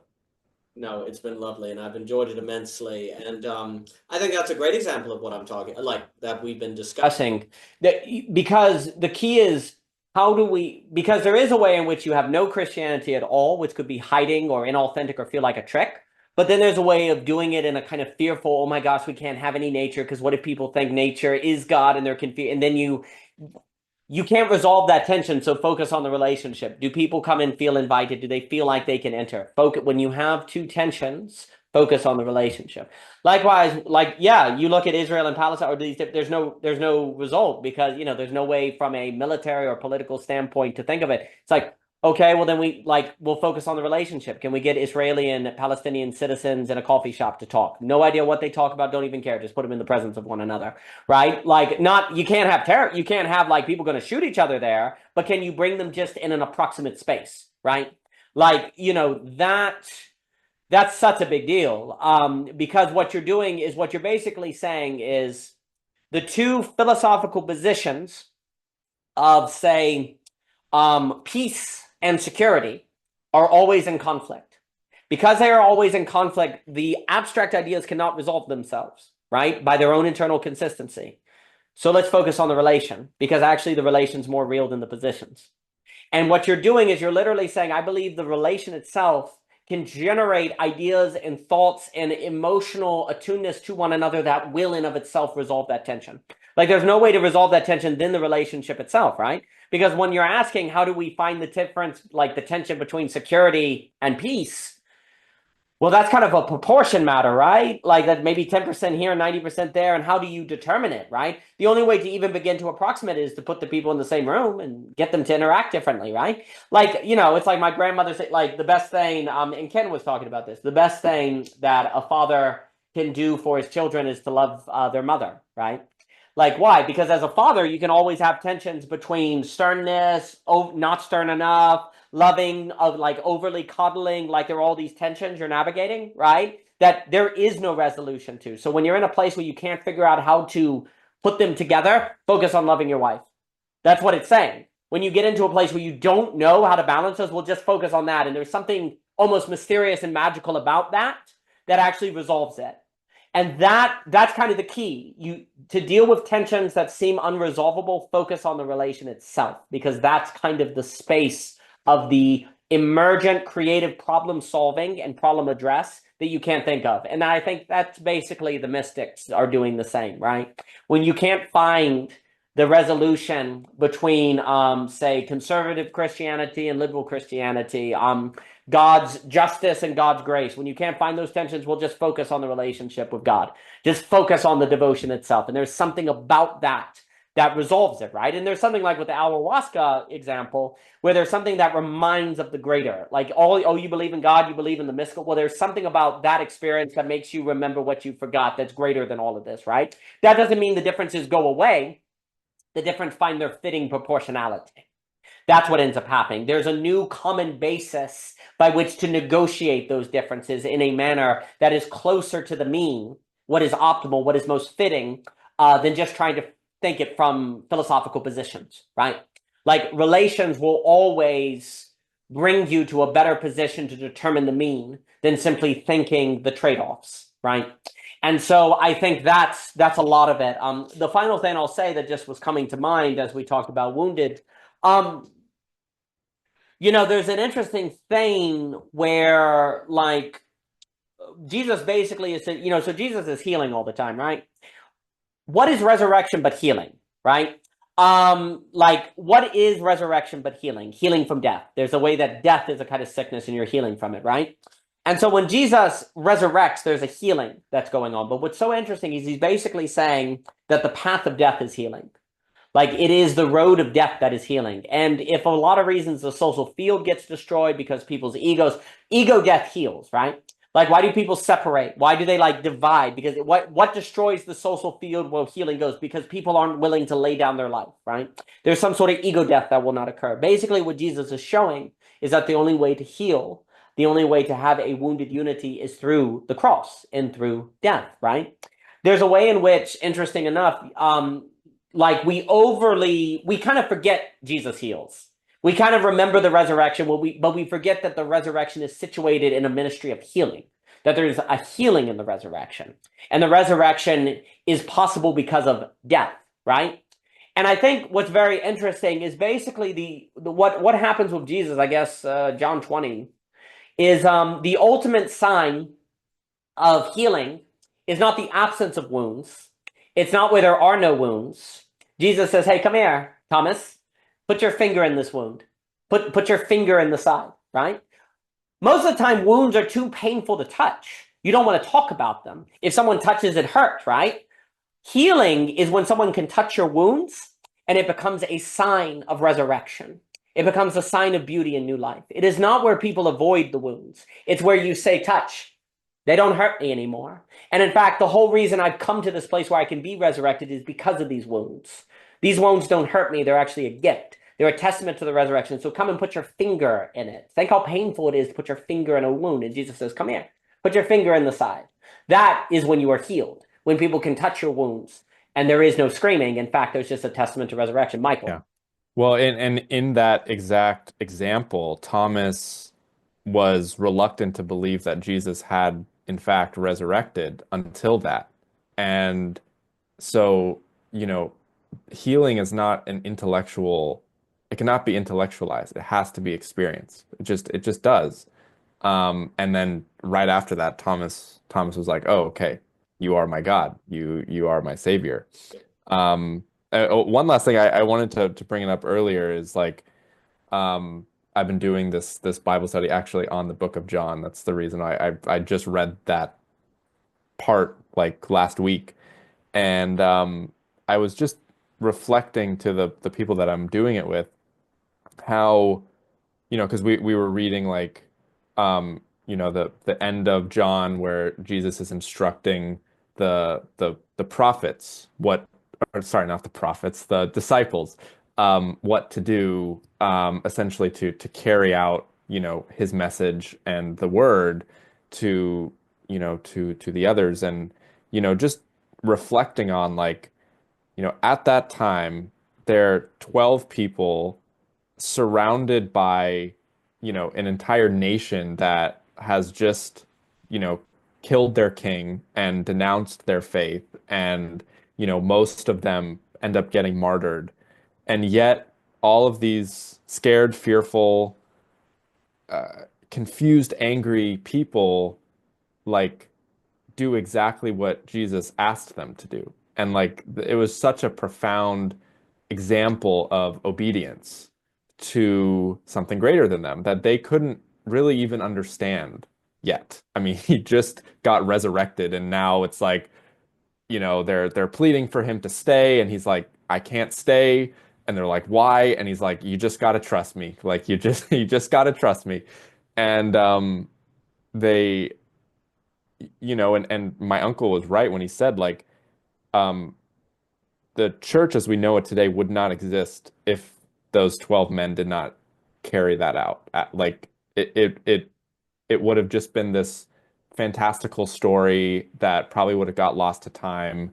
There probably would have been some like fringe believers out in the mountains, and they probably all would have just got persecuted at some point. But like, those men spreading the word and with like full-hearted belief, like doing that, it's why Christianity survives today. And like, I think that's going all in, amidst all the reasons why you wouldn't, self-preservation and all the rest of it. So, but yeah, this has been lovely. No, all of that was fantastic. And well, that right there is a testament to the faithful presence, to doing of the work. And if you were to guess, would the world be transformed by Jesus? You would say absolutely not. But 12 people carrying out the work to the faithful presence without any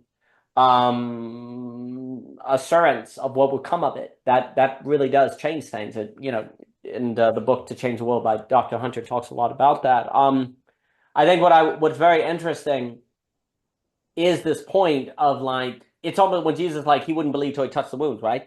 I think there's something to be said where people don't believe you're healed unless you can talk about your trauma and not be re-traumatized, unless you can talk about your wounds and not be wounded again. Like resurrection is when you can discuss your wounds and not be hurt by them again, right? That's healing. There's something about resurrection that's a kind of higher healing. It's like, it's not where the wounds go away. Because that's what's interesting. Mostly healing means wounds go away, right? And that's not a bad thing, but there's something about resurrection where the wounds are still there, but people can touch them and you can talk about them and you can be transparent and it not be traumatic again. I think that is ultimately the hope and dream of much therapy, is where you can actually discuss your trauma and not be re-traumatized or not be upset. And people can ask you about it and you're not upset again. People can touch your wounds. That is the promise of resurrection. That is the beauty of resurrection, more than simply treating symptoms or like that's true healing ultimately. Like the only healing is ultimately resurrection as such, right? And resurrection is interesting here because resurrection is a new relationship to the wounds. Resurrection is a new relationship to the death, right? I can die, but I have a new relationship to death because I know I'll overcome and death has no sting, right? Like when you're resurrected in your wounds, you can talk, you have a new relationship with them. You now can talk about them and share what you've learned and actually help people overcome their wounds because you have a new relationship with the wounds. Again, a newness to them, right? And so I think what you see in the promise in Jesus, like Jesus's promise, is the ability for people to touch your wounds, is the ability for your capacity to show off your wounds, to show them, and to not be afraid that they will wound you again. And basically, if you want people to believe that what you're doing can lead to new life or is something they should participate in or something they should believe in, they must be able to touch your wounds. Like they must be able, you must be able to talk about your wounds. If you want to talk about how you've been healed or how philosophy did this or that for you and how you've come a long way and you're really grateful, but you're not able to show your wounds or talk about them, then it's going to be difficult to get people to buy into it, right? Maybe it worked, but it's the ability to talk about wounds and to invite people to touch them and to share them. That's when the world can change. That's when 12 people can go, yeah, he really was resurrected because I touched those wounds and he didn't flinch. He wasn't afraid. He, in fact, invited us to do it. And then it's like, well, and that inspires. Like if people can touch your wounds, you'll inspire them. If you can show your wounds, you'll inspire them. If you have to hide them, if you have to tell them to stay back, then there's a limit to what can be done. But when you are able to invite people to touch, that creates a different shine. That creates a beauty that can really move and inspire. But Michael, please. Yeah. No, that's really beautiful. And I think that is why, like I was explaining in that video why like my own kind of personal, like rooted in kind of like individualistic psychological healing, like I realized that wasn't sufficient because I I think like I had been equipped with tools that allowed me to go inwards and like establish a level of sovereignty, which was really helpful because like it allowed me to differentiate from like my parents and like, be able to actually like identify my own like voice in things. Um, but I think there's this like bidirectionality that I think is so necessary where it's like to be able to go down into the depths is like a really valuable skill. But to be able to also go upwards and identify with something beyond that um like gives you some distance, not like distance in a sense of like you're now like kind of emotionally like removed from it, but it allows you to express your wounds without like being so enmeshed in them. Like it gives you this like strength of like, yeah, that happened and maybe it's still happening, but it's like not so like dominating my field where it feels like I'm being consumed by it. There's like this, this presence of God or however you want to describe it that like gives me some solidity in the fact that despite what I have endured and experienced, that it's not like totalizing and it's not like you know uh like my fate is not bound up. Like I think I used to think that way. It's like, oh, I've been marked by my trauma, and so I'm this, that, and the other label, and like I'll always be that. And there's great like benefit in labels. They help us understand ourselves in context to the world. But I think without kind of this epistemology and like meta ontology, um, you see what you see in psychology, where it's like there's this kind of relativistic, like soup, and it's like it's this wasteland of like, well, like, you know, it's like it all works kind of like it's all, and I think that's what like someone like Enriquez is like really trying to do, is like trying to unify all these disparate disciplines and like have them kind of orient towards something. And it's like I think he's kind of gesturing towards religion, but like he can't really say that because like that would probably be pretty divisive, and you know, but yeah, um I see kind of one of my absolute choices is like like trying to bring some type of like meta orientation to the field of psychotherapy, because I think there's a lot of fantastic like therapeutic healing like remedies that position you know, transformation and the real like existential facing of one's own fears as the central part, which is great. But I think the kind of okay, then what question is not always um, answered, and maybe that's not a therapist's job. Maybe like the institution of therapy is really to provide someone with the stance towards life that says, no, I'm going to face this, and I can, and I've been shown that I am actually capable of my own healing, and then what comes of that is not the therapist's job. It's now the individual can flourish on their own path. But I think a lot of therapy doesn't even get there. It's like, yeah, it is a very like fixing, like here's your pill, or like here's these coping strategies. It's like the whole just the term coping strategies like frustrates the heck out of me because it's like, are all we meant for as human beings is to like cope? Like, is that all that like God has like set us out to be? Is yeah, we just cope, like that's it, like man, that's kind of sad.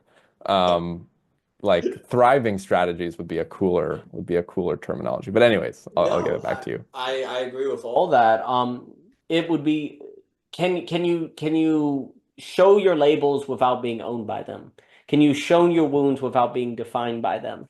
I think also thriving.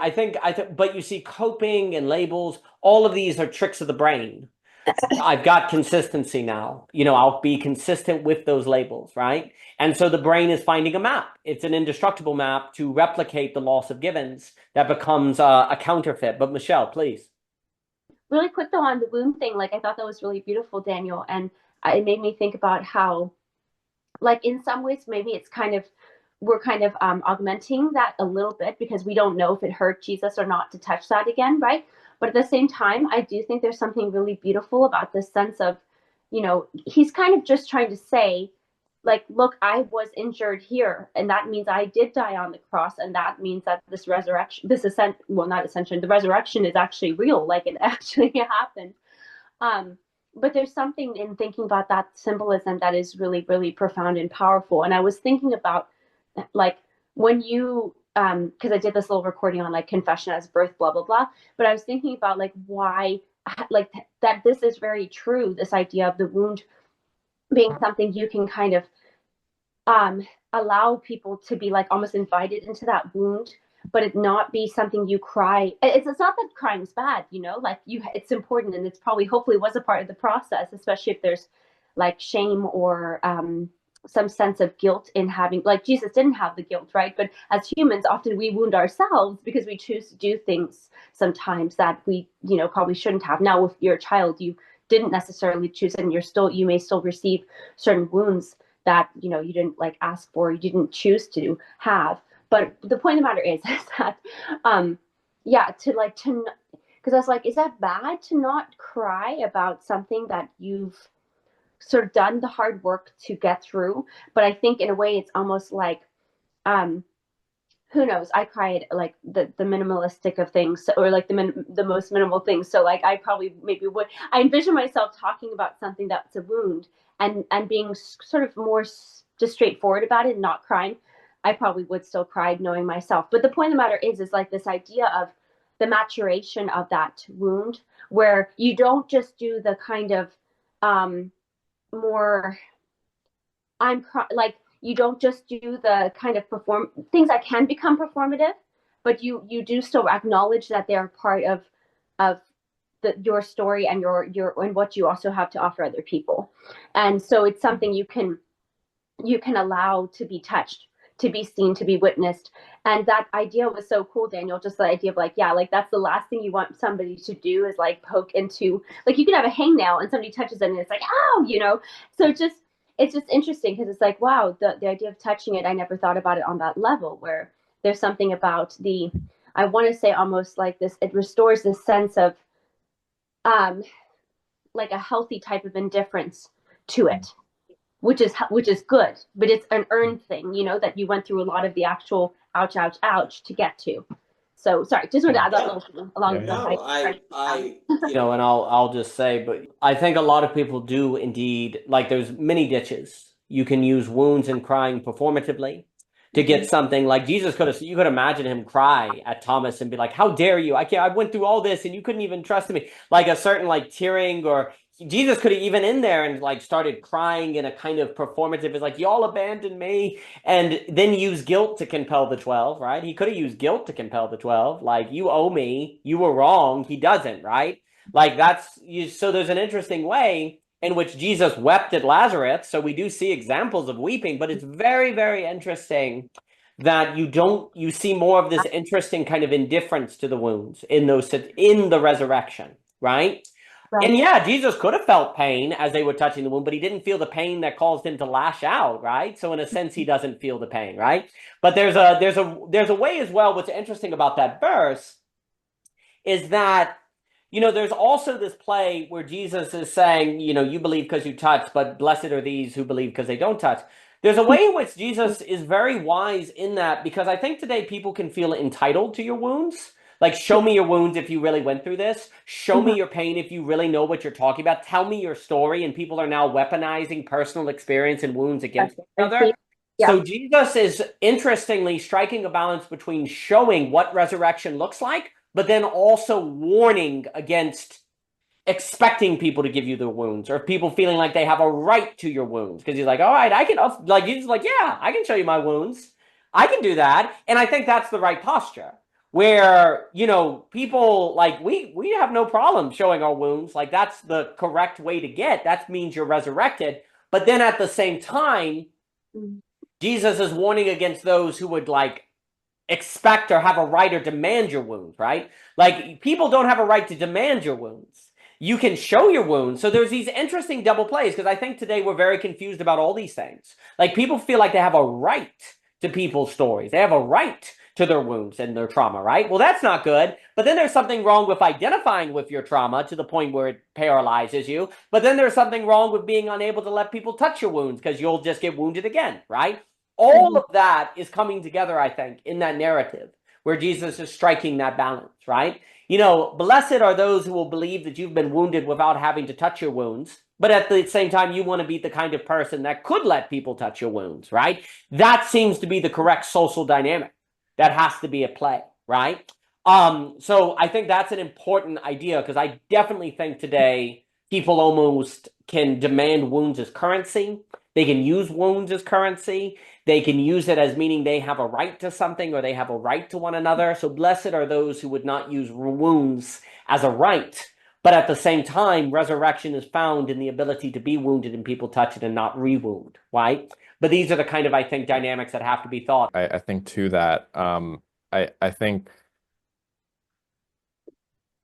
there's an importance in not just disclosing your wounds, but I mean, you said this already, but like letting someone touch it as well. Because, you know, I think there's like, with the proliferation of therapy speech and all these things, you know, you see people on TikTok all the time being like, well, I have this and this and this, and I went through this and this and this.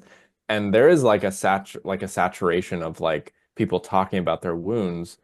But I don't think that all of those people are open to, like, there's something interesting in the fact that like a lot of those people are not having conversations about it. It's like they're just alone telling it. And it's like, this is the tell-all of my life. And there just kind of feels this sense of like, and I'm not really open to like that changing or like that evolving, you know? And so there is this kind of like entrenchment in my woundedness. And so woundedness is now something that's like revered and admired and such and such. And so it's really the like the allowing someone in, that like that's the vulnerable thing. It's like, here I am wounded, and yet I still want to be in relationship. And despite all of these things, right? And I think that's the real vulnerable thing. It's like Jesus was like, here I am wounded, touch it, and also like kind of carry out my message instead of, like, I don't know, having some shame about it and like, you know, because he had just come off of like, God, why have you forsaken me? And this moment of like doubt, right? And probably like frustration, anger, abandonment. And on the other side of that, like he's not still entrenched in that. He's like, he's now realizing the necessity of it. Actually right. I think it's very interesting. Jesus does not walk in and say, "Hey, everyone, come touch the wounds." He puts it. He doesn't lead with that. You know, he doesn't lead with that at all. But he's ready with that. And so there's a way. Also, Jesus knows that once you touch the wound, there's a possibility of character or virtue that is not possible now. Like he's suggesting that if you could believe without touching it, there's something better about that. But then he also knows that he needs to be able to offer that, right? And so that's the kind of thing that's going on. Like he is quite hesitant to bring, he hesitant in the sense of he can't, it's the reason he doesn't lead with the wound is not because he's afraid of it or something, but because the wound changes the quality of the relationship possible, right? Like once you touch the wound, you can't have a faith relationship, right? Now, like, but once you touch it, you can still have a relationship, but it's now different in quality. Is that better? Is that worse? Probably depends on the situation.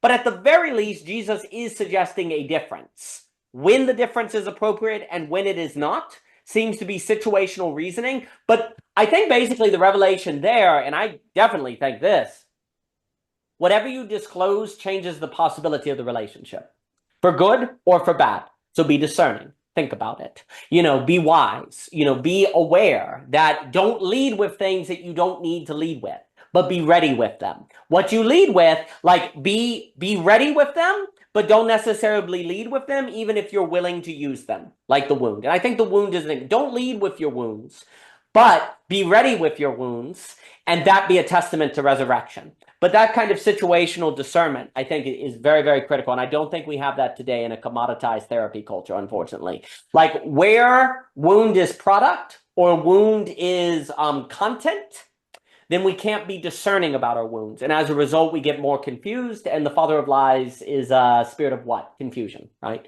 Evil basically must be confusion because it has no substance of its own, right? It has power and influence, but its power and influence is confusion-based and privation-based, right? So anything that humans become confused about becomes the possibility of a worsening of the quality, right? So this is where I think philosophy is important, and an opportunity to speak with people like you is important because it works against confusion.